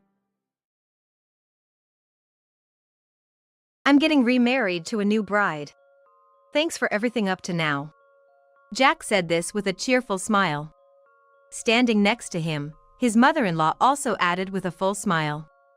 You're getting a divorce and moving out. It seems like in Jack and his mother-in-law's minds, the decision to welcome his lover as his new wife was already a done deal. So, I'm being kicked to the curb. But honestly, I'm not bothered. I knew sooner or later this would happen. Jack is head over heels for his mistress, and his in-laws have fully accepted her. Of course, I haven't just been sitting quietly. I had a surprise prepared for when this moment came. So, Jack, are you ready? My name is Samantha. I'm 35 years old. I married Jack when I was 27. Currently, we live together in an apartment. Let's have kids when we're a bit more financially stable. That's what he's been saying for years now. Before I knew it, both Jack and I have gotten older. I desperately want to have children now. And just as I was thinking this, it happened. I realized Jack was having an affair. Jack has always been bad at lying. I've got to work late today. That's become his recent go-to excuse. But it's obvious that he's lying if you look at the pay stubs. On his days off, he'd leave the house all by himself, looking eager. Could he be cheating? That's what I immediately thought. But somewhere in my heart, I still believed in him. I married Jack because I loved him so much. I thought he felt the same way. So, I decided to confront him. I hoped if I asked him to stop the affair, he'd agree. But then, why do you think I'm cheating? This happened over dinner. As we faced each other and I started to speak, Jack frowned. I quickly said, You've been making excuses to leave the house recently, haven't you? Is that all you've got to suspect me? Jack was furious. But at that moment, I felt relieved inside. Jack wasn't cheating after all. It was my doubt that made him angry. I thought to myself, how naive I was. It's that attitude of yours. What? I hate how suspicious you are, Samantha. That's probably why I was drawn to her. To her? My voice trembled. My heart was racing. Could he really be having an affair? I leaned forward on the table. Who is she? A junior at my workplace. She's honest and kind, nothing like you. Jack said, suddenly looking happy. Life would be so much better with her. A young girl wouldn't be interested in you, I said, trying to convince myself. Jack is already in his 40s. And not doing well financially. I used to be a model when I was young, Jack retorted. That's right.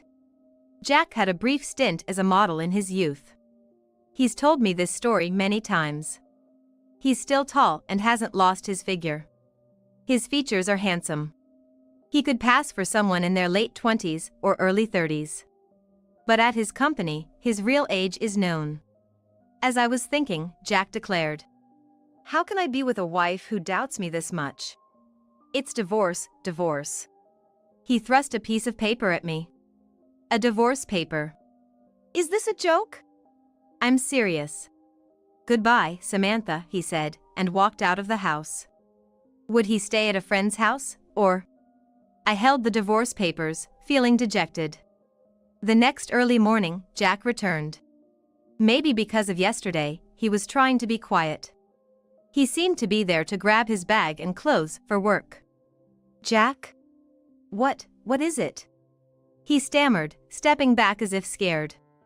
To him, I handed a lunchbox. Jack looked at me, surprised. This is. I made lunch.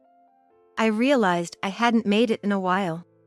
If you'd like, please eat it. Okay, I will. He said, though without a word of thanks, but he seemed pleased. I felt satisfied. Good. There's still a chance to make things right. The divorce papers from yesterday, maybe Jack wasn't serious after all. That's what I thought. But then, I was utterly shattered. Why? The lunch I made was thrown away, untouched, in the trash. I had lunch with a colleague, Jack said, sitting down. And what about dinner? How can you say that after throwing away the lunch I made? I couldn't stay calm. You could have eaten it later or at least not thrown it away. Well, Jack said with a wry smile. Your lunch is just lame. Lame. Yeah. It's so lame I can't bring it out in public. And then, Ashley. Who's Ashley? I shouted, even though I knew she was Jack's affair. She's a junior at work. She makes lunch for me every day. It's stylish, unlike yours. So you threw mine away. I couldn't look at it after seeing her lunch. Yours is just. Jack laughed mockingly. With a condescending look. I was certain now. It's unheard of for just a colleague to make lunch every day. There was no doubt left. Jack, too, seemed to have become defiant about it. He started openly mentioning another woman's name at home. I'm going back to my parents' house this weekend, Jack suddenly said. I was puzzled. Do we have something planned this weekend? Just leave it, Jack said, dismissing my opinion and ending the conversation. Then, on the weekend. I went to Jack's parents' house. There, I saw a woman I didn't recognize. "This is Ashley." "Nice to meet you." The woman, Ashley, said with a smile. She was as charming as Jack always praised. Just the type of person Jack would be attracted to. "Why is she here?" I confronted Jack with a perfectly valid question. He laughed and said, "I'm introducing her to my parents. She's going to be the new wife." "What?" I was stunned. The new wife. While I'm still here? "Like I said before." Jack continued with a face that showed no guilt. "Samantha, you are too suspicious and lacks taste. You're just not right for me." "What are you talking about?" I was at a loss for words. What kind of person says such things? What kind of person can even think to utter those words? Ashley started speaking. Her head bowed in what seemed like apology, but then she dropped a bombshell. "I'm pregnant." "I'm finally going to be a father," Jack said, hugging Ashley with a happy smile. Unconsciously, I found myself stroking my own belly. "I can have children, too, you know?" Yeah. "But if I'm going to have kids, I want them to be good-looking." "That's why you're out of the running." "How can you say that?" All this time, I had believed in Jack's words, lived by them. But from the beginning, he never intended to have children with me. "A child with Ashley would definitely be cute," Jack said proudly. Ashley looked at me with a troubled expression. Jack's mother, who had been watching, glanced at me with a sharp, scrutinizing gaze. "You don't have any objections, do you?" No. I could only nod. Jack spoke to me with a cold voice, even though he was smiling. I wondered how he could sound so icy while smiling. "I'm getting remarried to a new bride. Thanks for everything up to now. You're getting a divorce and moving out." Jack's mother stood next to him, also with a full smile. They planned to kick me out and welcome Ashley as the new wife. And I was being discarded. I sighed. Honestly, I had a hunch when Jack said we were going to his parents' house. I suspected it might come to this. More so, from the moment Jack started talking about Ashley at home, I knew. I knew our relationship would end soon. Now, that premonition had become reality. It can't be helped. I had made up my mind. After all, I had a surprise prepared for this day. Taking a deep breath, I said, "What?" "I'm already divorced, and that woman." "What?" The room went silent. Jack, with a twisted face, retorted, "That's a poor excuse for losing. Already divorced? You and me?" "Yes." "After all, you gave me the divorce papers." I was surprised at how calm my voice sounded. "Yes." I was composed now. I wouldn't be deceived by Jack's words or smiles anymore. "That divorce paper had your signature. So, I signed my name too." Though, in truth, I had only submitted it after it was decided we were visiting his parents' house. I had resolved that it was over with Jack. Still, I hadn't expected him to bring Ashley to his parents. "So, you and I are already divorced." "What?" "Well, that's convenient." "Right?" "I thought the same, so I took care of it beforehand." Jack seemed pleased with my foresight. "Nice preparation." "Thanks, Samantha, for divorcing me. Now I can be with Ashley without any worries." "You're welcome." It might have been the first time Jack had ever thanked me. I felt a sense of emptiness. Until recently, I had loved this man. I really had no eye for people. But Jack was no better in that regard. "You can't remarry, you know." "What?" "Why not?" "Because she's already married." "What?" Jack was shocked by my words and looked at Ashley. In a desperate tone, he asked her, "You're joking, right? Ashley, you were going to be with me." "I have no intention of being with you," Ashley stated firmly. Both Jack's mother and Jack were stunned. Their eagerly anticipated plan had fallen apart. "Why?" "Because you were just a fling," Ashley said with a troubled yet sharp tone.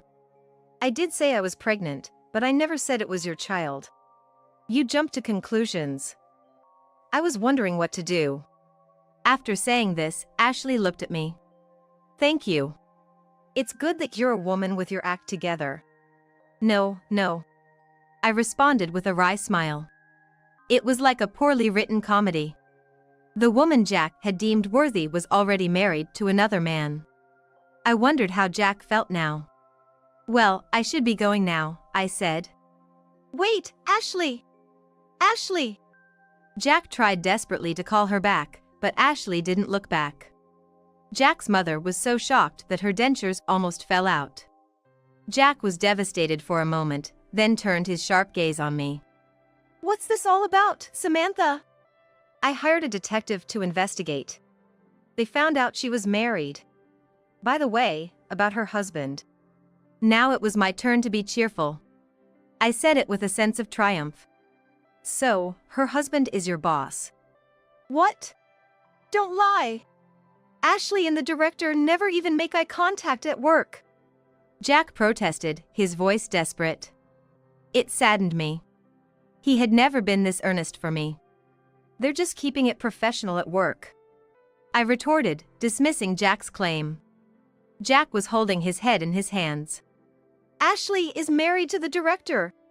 What's going to happen to me if this gets out? Don't worry, I said with a meaningful smile. The more my heart ached, the more my face broke into a smile. I've already talked to the director about everything. What have you done? Jack was almost in tears. The embarrassment with Ashley was just the beginning. The real show was about to start. My son is the victim. His mother lamented. Deceived by that woman, and now betrayed by you. He might lose his job over this. If that's the case, I was the one deceived by your son. I said with a strange smile. My lips trembling slightly. I genuinely loved Jack. I was happy to be married to him.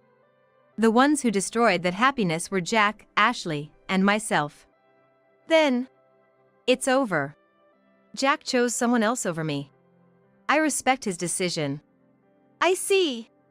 Jack's mother, facing my smile, slumped to the ground, overwhelmed. Huh? At that moment, Jack's phone rang. He checked the caller ID and went pale. Director Farley. How convenient, I said, urging him to answer the phone. Better answer quickly before things get worse. Who do you think is to blame for this? Well, I said matter-of-factly. It's all your own doing. Being played and not even realizing it. Besides, didn't you notice that Ashley and the director have the same last name? Ah. Jack's face turned even paler. He looked at me several times as if seeking help, but I did nothing. Tentatively, Jack answered the phone. Director Farley. You. What are you doing with my wife? The director's voice was so loud I could hear it from where I stood. She's pregnant. And you. Ashley came on to me. Jack retorted. But that was a mistake. I see. Director. I'm sorry, I spoke ill of your wife. It's not what you think, Enough. Don't ever come to the company again. I don't want to see your face. Director. Jack's apologies were in vain, the call ended. He slumped to the ground, just like his mother. It's a lie. This can't be true. I wish you had told me it was a lie. I found myself saying my true feelings out loud, unable to contain my emotions despite trying to remain calm. Do you have any idea how I felt when I was sure you were cheating on me? I don't care about that. Jack spat out dismissively. It's your fault for being so unattractive and suspicious, yet letting yourself go. I was busy with all the housework because you never helped. I shouted back. I didn't have time to dress up or buy cosmetics. I prioritized our living expenses over my own needs. Do you understand that? It's your fault for being bad at managing your time. Jack refused to accept any blame. Stop blaming everything on me. You cook the same bland meals every day. How is that expensive? That's the cooking I learned from my mom. Don't talk badly about it. I couldn't keep the smile on my face any longer. I was genuinely angry. Probably for the first time at him. I had always been afraid of being disliked by Jack and held back my true thoughts. But things were different now. We were nothing to each other anymore. I would say what I wanted to say. You always talk big but leave the troublesome matters to me. Why don't you face reality for once? What did you say?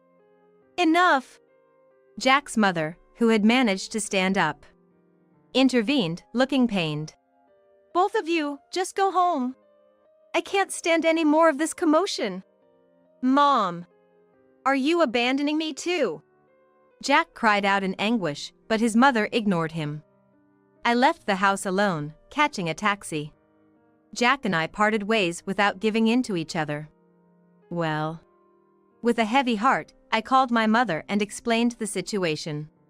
She sounded sad. Jack turned out to be such a person. What will you do now? I haven't decided yet. I replied truthfully, unable to hide my real feelings despite not wanting to worry her. I'll stay with you for now. After a few days, I'll find an apartment or something and move out. There's no need for that. My mother reassured me with concern. You've done enough already. Just relax at home, okay? Okay. I decided to take her advice. When I got home, my sister and her husband were there too. Big sis, are you okay? You look awful. I'm fine. I won't have to go through anything unpleasant anymore. I replied, forcing a smile. My sister had just given birth to her first daughter. Looking at the sleeping baby in her arms and her husband watching them, tears came to my eyes. Sis. Sorry. Really, it's nothing. I had parted ways with Jack. I wouldn't be troubled by him anymore. I was free. Yet, I couldn't stop the tears. Samantha. Yeah. I responded as my mother led me down the hallway. Go to your room. It's been cleaned and ready for you. Thank you, Mom. I replied, heading to my room.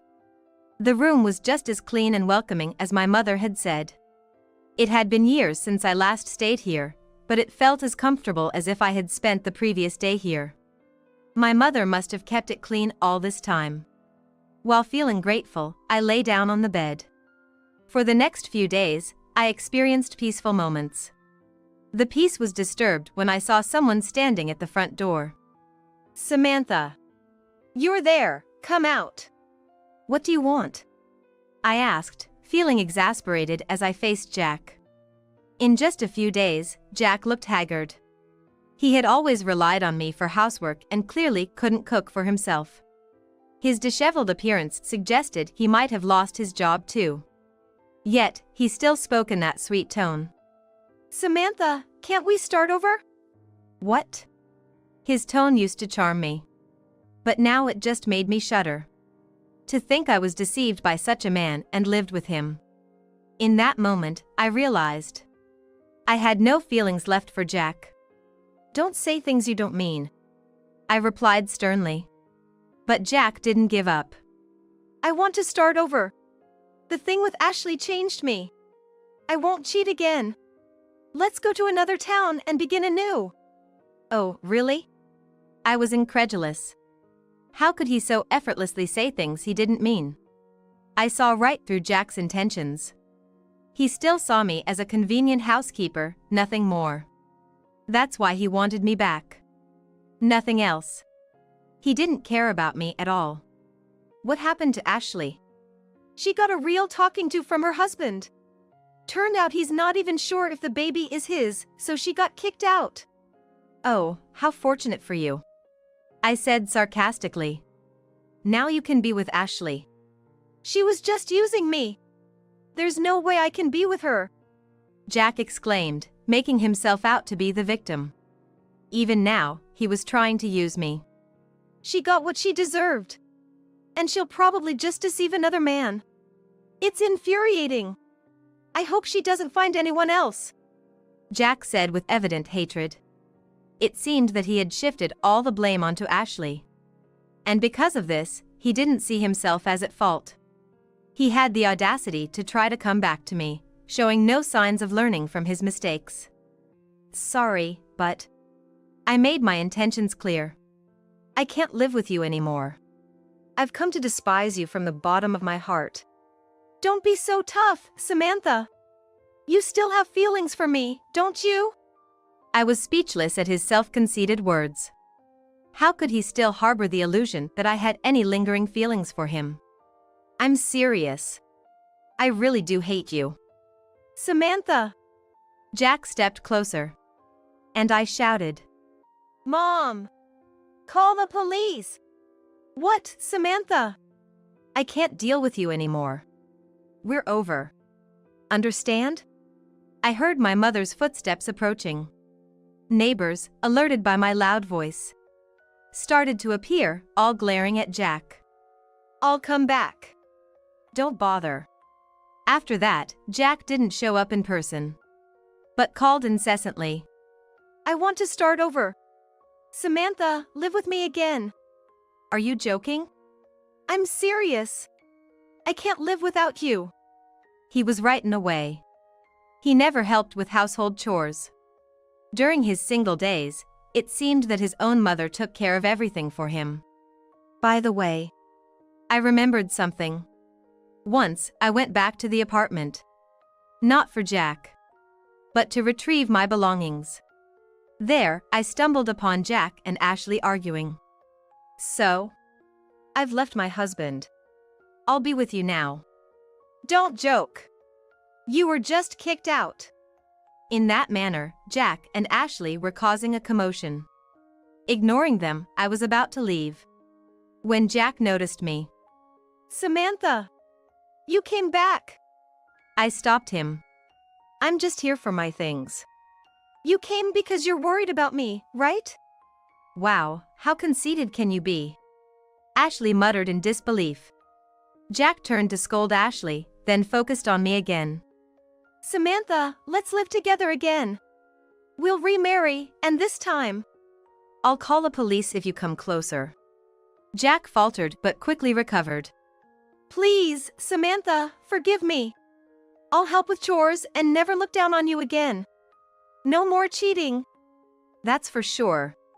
You were just being played." "What?" Jack's face twisted in anger. "Enough, Samantha. I'm going this far, and you're still ignoring me." "I'm not ignoring you. I'm just not interested." Ashley burst out laughing. To her, I said, "Can you raise a child on your own? That's none of your business." Ashley replied, frowning.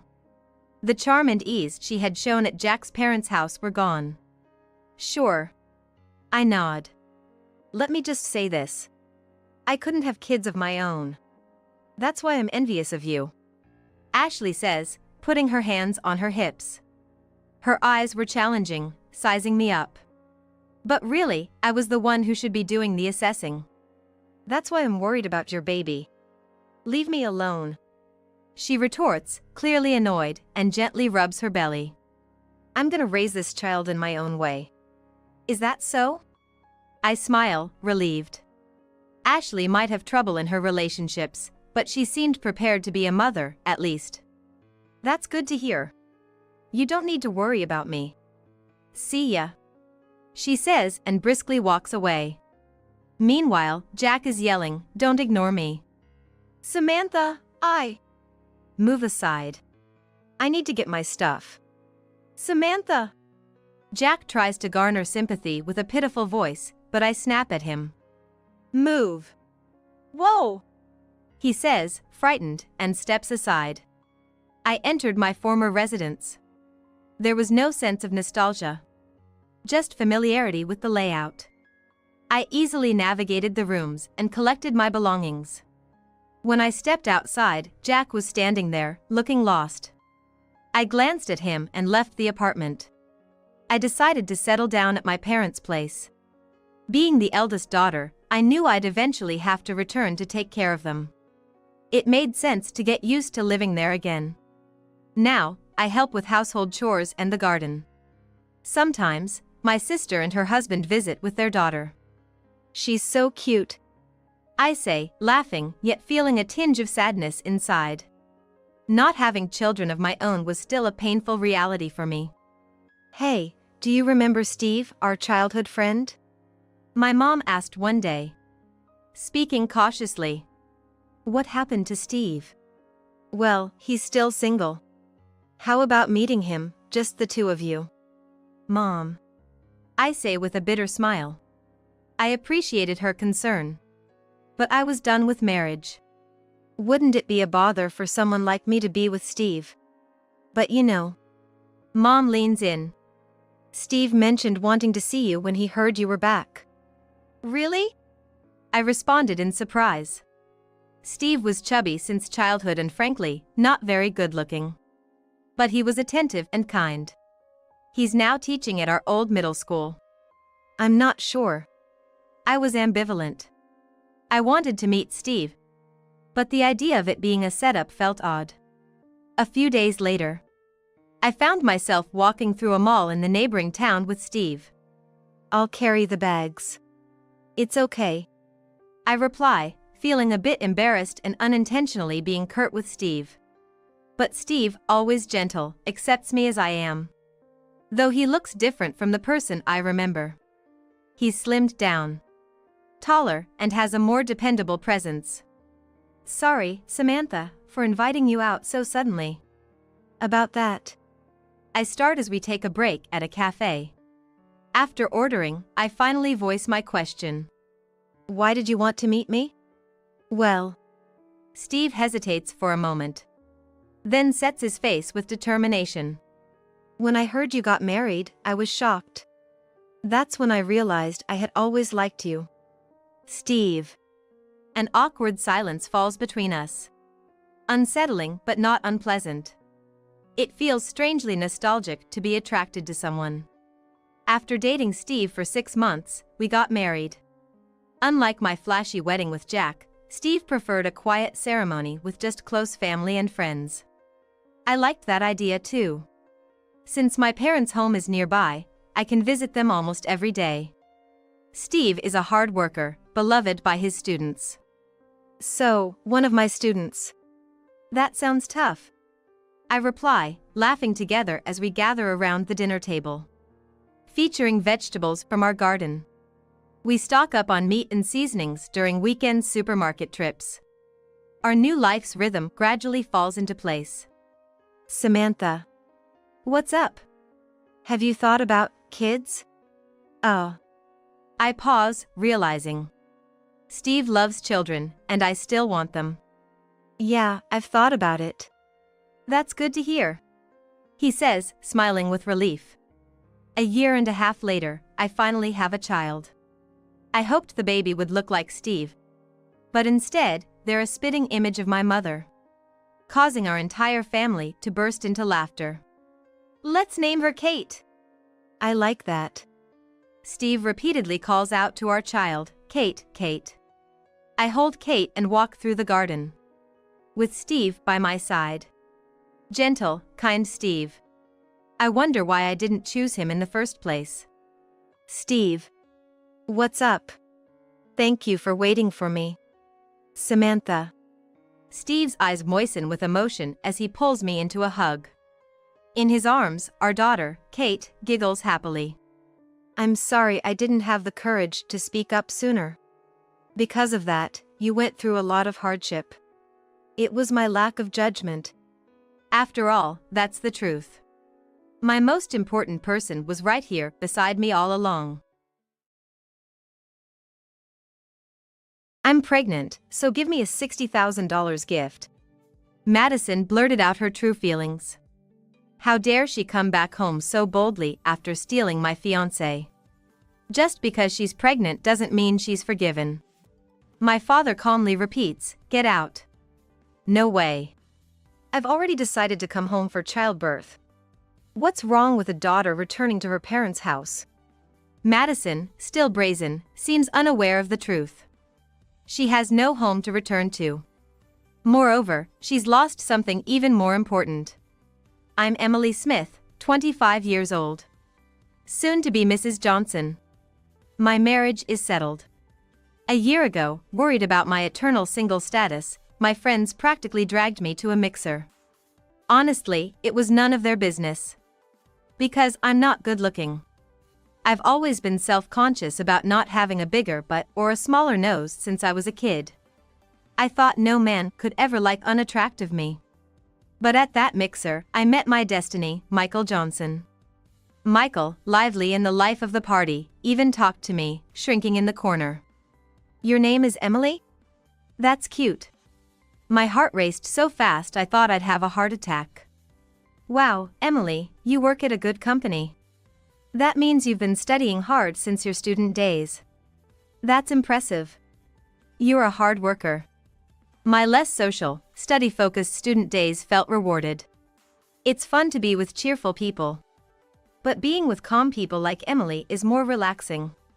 Michael liked me, and I got my first ever boyfriend. Everything, from movies to meals, was so much more fun with two people than alone. And after dating for a year, he proposed, and now we're starting our wedding preparations. He's sociable and handsome, too good for me. My goodness, Emily's too lucky.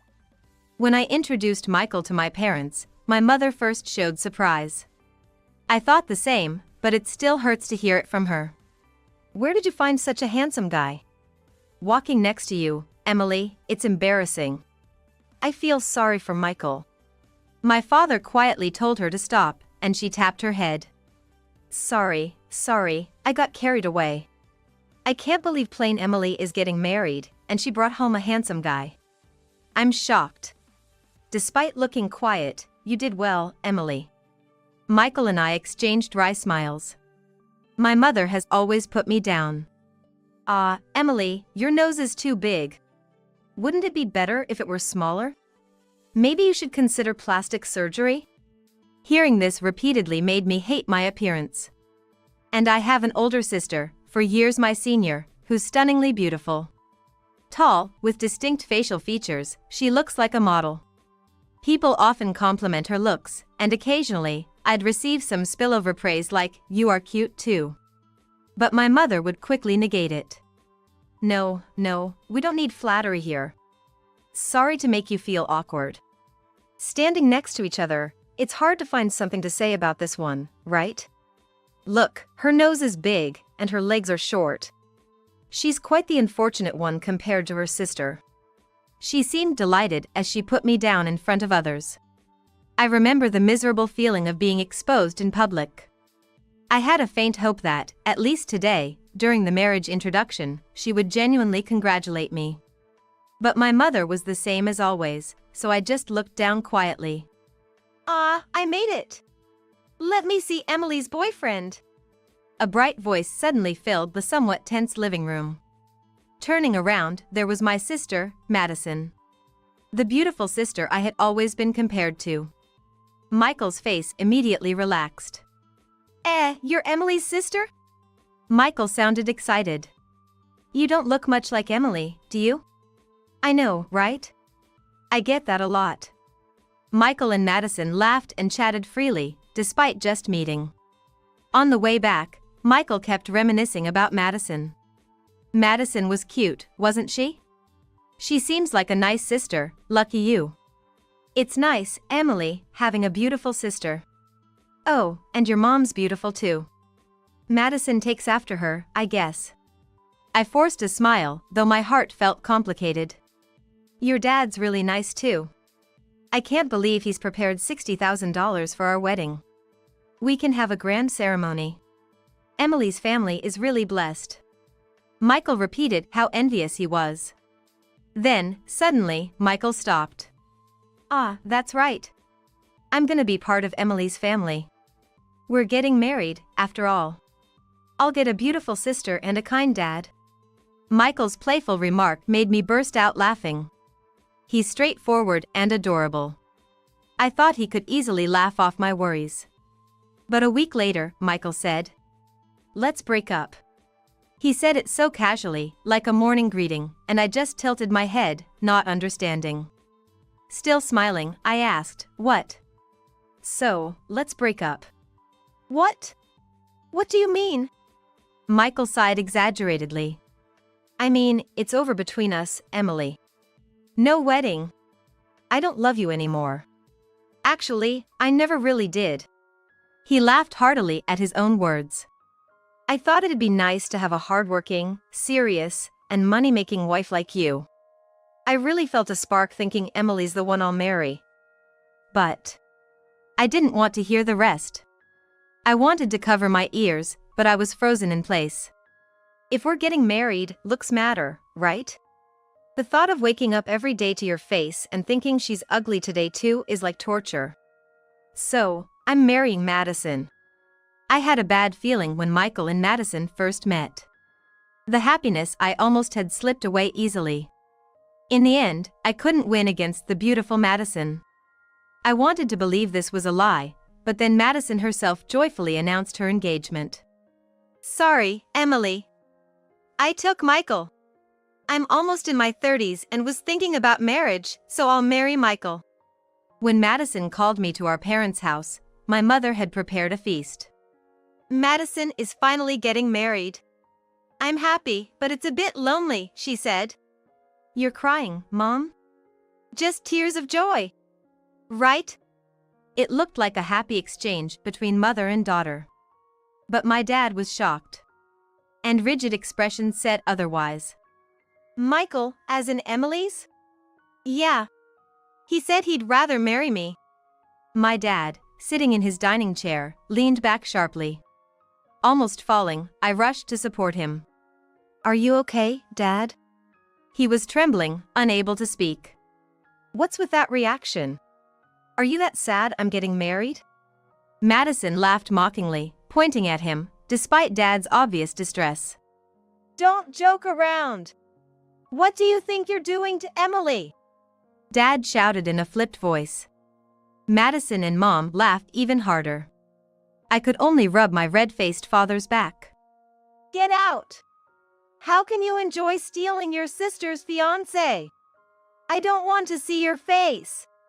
Get out and never show it again!" Dad shouted, tears streaming down his face.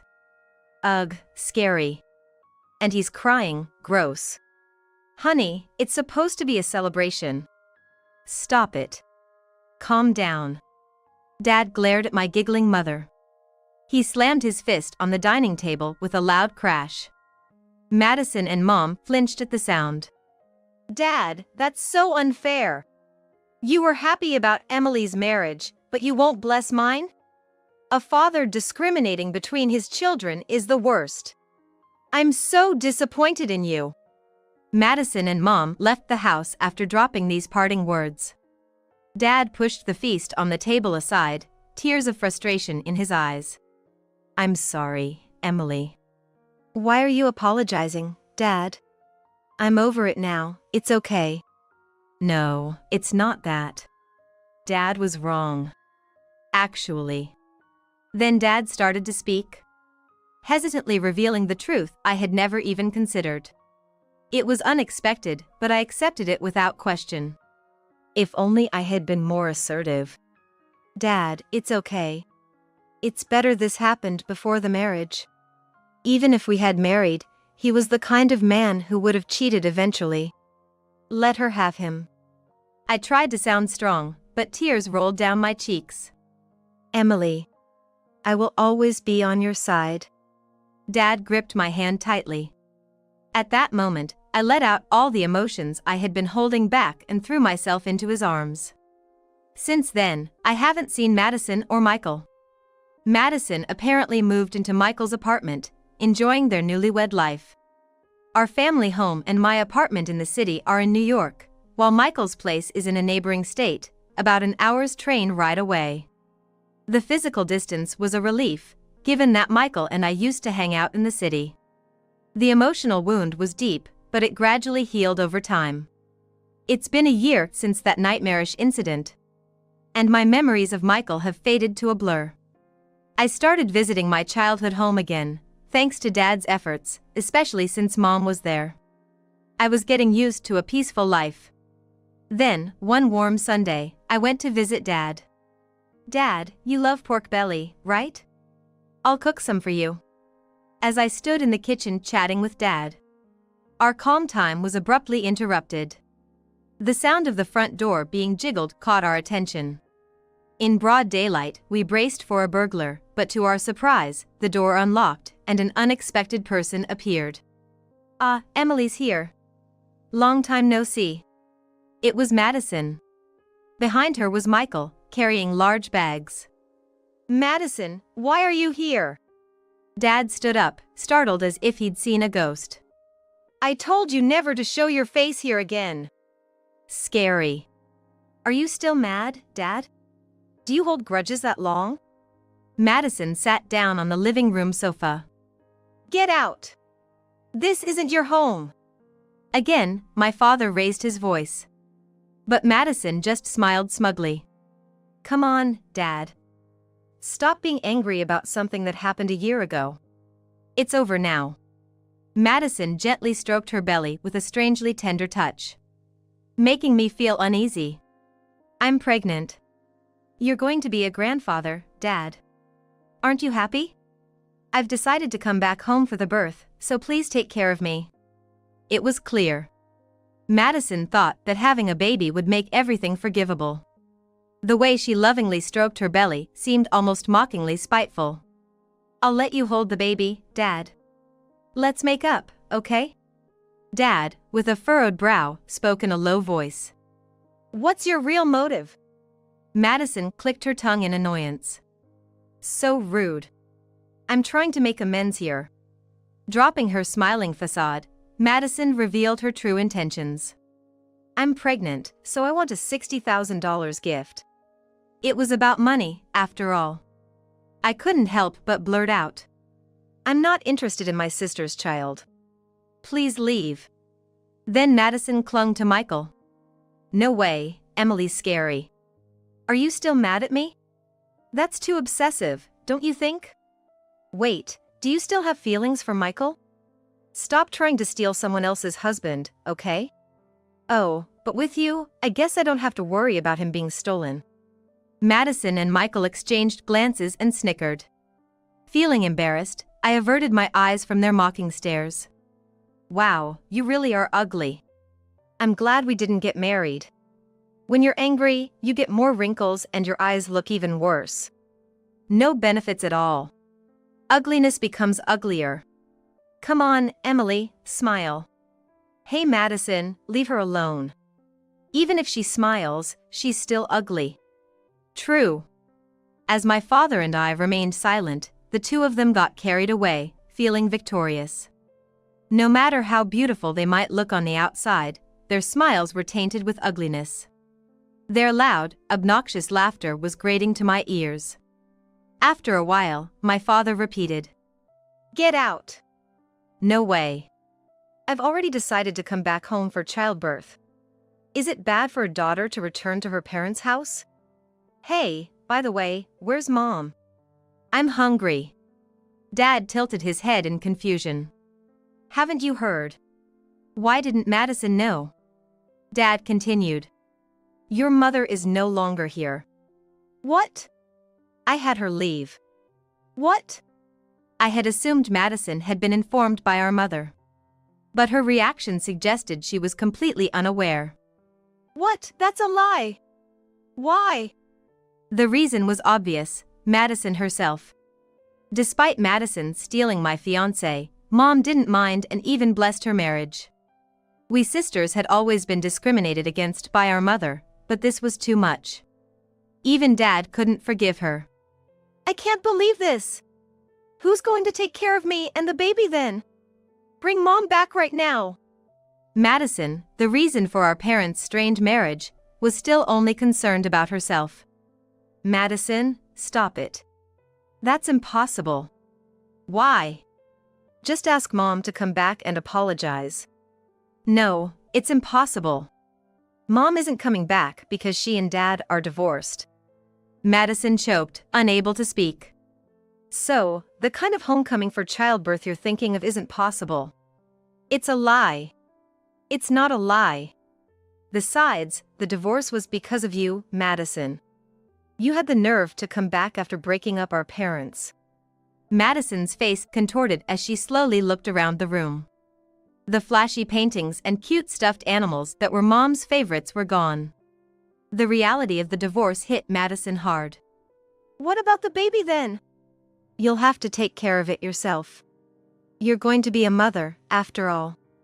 That's what you should do. But I can't handle childcare. I don't want a life with messy hair and no nails. Even if I have a child, I want to be a glamorous mom. Without Mom, it's all impossible. I was appalled. She planned to dump all childcare on Mom. The baby would probably be just an accessory to get compliments from others. I can't believe you got divorced without consulting me. Ugh, this is so annoying. Fine, Dad will do. I'm moving in here for a while. Dad can take care of the baby. Had she not been listening? Dad was rejecting her, but she acted otherwise. Madison seemed to believe she was a special being, entitled to love and protection from everyone. It was baffling to imagine what was going on in her mind. Why should I? Dad had calmed his earlier agitation and asked coldly. Come on, Dad. Let's end this fight, okay? I'll apologize to Emily. I'm really sorry. I took Michael from you. I can't raise the baby alone. Help me, Dad. Her feigned sweetness was chilling. Dad twitched at his temples and contorted his face. Stop it, will you? I don't want to be called Dad by you. You're not my daughter. That's mean, Dad. It was nauseating to watch. Was this the behavior that fooled men? It certainly wasn't working on Dad. Be quiet. Every time I hear your voice, I feel disgusted. Understand this, I have no obligation to take care of you. We're not family, we're strangers. That's so mean. Does the bond of parent and child break so easily? There was never a bond to begin with. Dad took a deep breath before revealing a truth. You and I are not blood related. Madison's eyes widened in shock. I had heard this story a year ago, after Madison stole my then-fiancé, Michael. Madison, your mom's child from a previous marriage, and we got married later. I learned that I was a child born after they remarried. I had always felt that the discrimination from our mother towards us sisters was more than just because of Madison's appearance. Perhaps Mom was overcompensating out of fear of Dad's favoritism. Dad had always loved us equally, and the fact that I was still his daughter didn't change. That's absurd. So now that you're divorced from Mom, you're cutting ties with me because we're not blood related? That's too cruel. And I always thought of you as my dad. After all these years, you're just going to abandon me? Madison was only 2 years old when they remarried. It made sense she had no memory of that time and believed Dad was her biological father. There's no abandoning, you and I. Madison cut him off with a loud voice. I hate this. I can't believe I thought of someone like you as my dad, how stupid. Despite being shocked, her anger seemed to outweigh everything else. It doesn't matter who my dad is. Actually, I'm glad you're not my real dad. If I had your DNA, my beauty would have definitely been downgraded. I wonder if my real dad is handsome. Lucky me, born from a beautiful mother and a handsome father. Madison's lack of distress and her harsh words were infuriating. But Madison's scheming expression continued. Just because you're divorced doesn't mean you can cut off our parent-child relationship just like that. This will be the last time, so please celebrate the baby. Right, Dad? Madison tilted her head, trying to appear cute. You were going to give Emily $60,000 for her wedding, right? Since I'm not having a wedding, you can give me that as a baby shower gift. I'll give up on coming home for childbirth. She seemed intent on getting whatever she could, even in the process of cutting ties. There's not a penny for strangers. I've fulfilled my duty as a parent. Go to your mother for help. Michael, please take Madison and leave. Dad was firm in his refusal.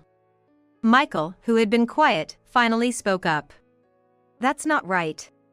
Just because you divorced your wife, does that mean you're no longer Madison's parent? You raised her since she was a child, don't you have any feelings? Besides, it's not the unborn child's fault, so please give them a celebration. Don't make me repeat myself. I have no money for strangers. Go to your mother. Madison and Michael accused Dad of being heartless. I feel sorry for my past self, thinking of you as my father. When the baby is born, I'll tell them their grandfather was the worst. Mom hated him, so he didn't celebrate your birth.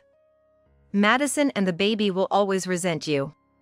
Madison spat out her curse-like words. But Dad remained unfazed. Blame your mother. Mom's a victim, discarded by you. I raised you as my own daughter, but we couldn't become a real family because of your mother. What? Dad looked straight at Madison and explained. When we remarried, I thought we'd become a real family by legally adopting Madison. But your mother secretly tore up the adoption papers. Dad asked, "Do you know why?" Madison frowned in confusion. Your mother wanted to keep receiving child support from your biological father. She hid the remarriage and continued to receive about $400 a month. At the time of the remarriage, Mom insisted on keeping her maiden name. So Madison wouldn't know about the marriage change. Reflecting now, it was likely to keep the remarriage a secret. Dad continued in a disgusted tone. If that money had been used for Madison, it would be understandable. But it seems it was just pocket money for her. What? That's how it is. We're divorced now, and you and I are strangers. Why should I give a large sum of money to a stranger? Is this extortion? Should I call the police? Madison's face turned red with anger and embarrassment. That's awful. How can you be so cold? The cold one is your mother. After a pause, I asked, "Why did you suddenly decide to come back home for childbirth without discussing it first?" Because Mom. Madison hesitated. Because Mom? She reluctantly continued. Mom didn't reply. I couldn't contact her. I thought she'd be happy about the baby and that coming home for childbirth would be fine. I see, so you decided to come back on your own because you couldn't contact Mom. Didn't you think it was strange that she wasn't responding? Not really. Right, Madison always assumed she was loved and deserved special treatment. You never thought Mom would abandon you. What? I don't think Mom wants to see you anymore. That's a lie. Mom loves me. Yes, but it seems she loves herself more. I believed Mom would always side with Madison no matter what. So it was unbelievable that she would betray Madison in the worst way. It was shortly after Madison had stolen my fiancé, Michael, leading to a marriage by elopement. The relationship between my father and mother had irreparably broken down. Inevitably, they divorced, and the very next day, my mother quickly disappeared. She took the money intended for your wedding, too. Madison, still not grasping the situation, listened. As I continued. Dad had saved $60,000 for both of us. But Mom took your share and disappeared without telling you about the divorce or the money. After the divorce, it was decided that Mom would take care of Madison. Mom condemned Dad as a heartless man, vowing never to let Madison see him again. So, Dad never reached out to Madison. He believed Mom would tell her about the divorce and give her the money, but this was the outcome. That's horrible. Give me my money back. Madison grabbed my shirt, but there was nothing I could do. I looked into her eyes and said firmly. That's why Dad said to blame Mom. Madison was struggling to accept that Mom had abandoned her. Confused, she held her head. What should I do? Who will take care of the baby? My money. She muttered in a panic. Turning to Michael, who had been trying to stay out of it, Madison cried for help. Michael, what should we do? Michael avoided eye contact and muttered, I don't know. Michael was never reliable. He married me for financial security and switched to Madison for her beauty. A man like that wouldn't be dependable in a crisis. What do you mean you don't know? You're so cold. Why am I the only one suffering like this? Madison crumbled in despair, and I just watched from above. We eventually managed to get her to leave, but I was far from relieved. Then an unexpected situation arose. Look, I'm going to destroy all our family memories. Late at night, Madison called, and I accidentally answered while half asleep. It switched to a video call, and what I saw made my brain nearly explode. What? The house? Our family home was on fire. The fire was still small, confined to potted plants at the entrance, but the strong wind was fanning the flames. Michael's face appeared on the screen. That's scary. Did you fall asleep with a cigarette or something? Oh, wait, you wouldn't sleep at the entrance. Actually, this was my brilliant idea. Hey, Emily, want the fire put out? Michael was never dependable. My judgment of him was apparently correct. I'll put it out right away. So, about the money. You won't be getting married anyway, so just hand over your share of the $60,000 to us, right? I'm not giving you the money.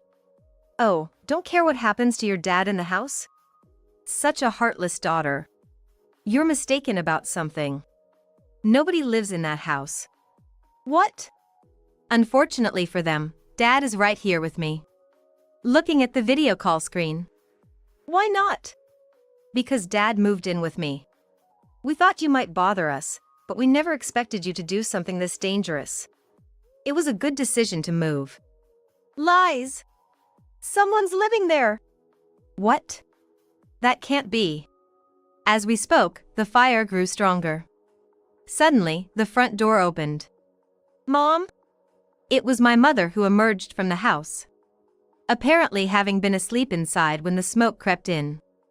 Give me back my money! Instead of a heartwarming reunion, Madison immediately attacked Mom. Mom, still groggy from sleep, stumbled and fell back. Don't run away! I finally found you! Give me back my money! Madison tried to grab Mom, who lost her balance and fell into the burning potted plants. Hot! Help! Mom's face was already reddened and her hair singed, even though she escaped the small fire quickly. It hurts! It's hot! As Mom cried and rolled on the ground, Madison and Michael made no move to help. In fact, a faint smile played on Madison's face. Then, fire trucks and police cars arrived. And Madison and Michael finally panicked. They were arrested on the spot for arson, still not grasping the gravity of their actions. Their intention was probably just a minor threat to extort money from Dad and me. The triviality of their malice was chilling. Although the damage was minimal, Madison and Michael received actual prison sentences. We just wanted some money. In their cold cells, that's what they were said to have muttered. Madison gave birth in confinement and had no choice but to relinquish her child. The child would undoubtedly be better off in foster care or with adoptive parents than being raised by Madison. Additionally, my mother suffered severe facial burns. Apparently, she had been sneaking into the house frequently, stealing valuables without Dad's knowledge. After learning that Dad had moved out but hadn't sold the house, she decided to live there. My mother, once beautiful like Madison, lost her beauty easily. But I feel no sympathy. She betrayed and discarded not just me but Madison as well. How could I feel sorry for such a person? Your house caused my burns. Take responsibility. My mother irrationally blamed my father. It's your fault for living in someone else's house without permission. That's trespassing and theft, isn't it? How dare you? Look at what happened to my face. That's irrelevant to your crimes. You will be held accountable. My father was unyielding. Mother's once beautiful face, now distorted and marred, contorted further as she wept bitterly. Even though she had aged gracefully, relying on men for her livelihood was no longer an option. The burned house suffered only minor damage to the entrance. Though still habitable, we decided to let it go. My father took early retirement and bought a small house near the beach. Being single and able to work remotely, I decided to join him. Ah, this is perfect. So relaxing. The large windows of our house offer a view of the sea, especially beautiful at sunset. I used to enjoy the conveniences of city life, but now I'm fond of the laid-back lifestyle in the countryside. Looking outside, I saw a squirrel darting by. The area, rich in nature, is frequented by squirrels, raccoons, and occasionally rabbits. I thought moving to a less populated rural area might mean fewer human encounters, but I frequently met wildlife instead. You took a long shower.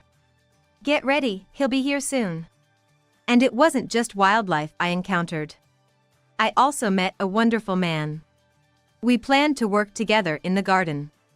He might not be someone Madison would envy, but I like his simple, unpretentious nature. After gardening, my father, smiling, was selecting a bottle of wine for us to enjoy together. Hey, Emily. Will you be showing me your wedding dress soon? Oh, maybe. I'm looking forward to it. You'll look beautiful in white. You're exceptionally pretty, you know. Lately, my father has been making doting comments frequently. Thanks to this, the curse of believing I was unattractive is finally starting to lift. Secretly, I also yearned for a beautiful wedding dress. Stop it, Dad. Have you been drinking already?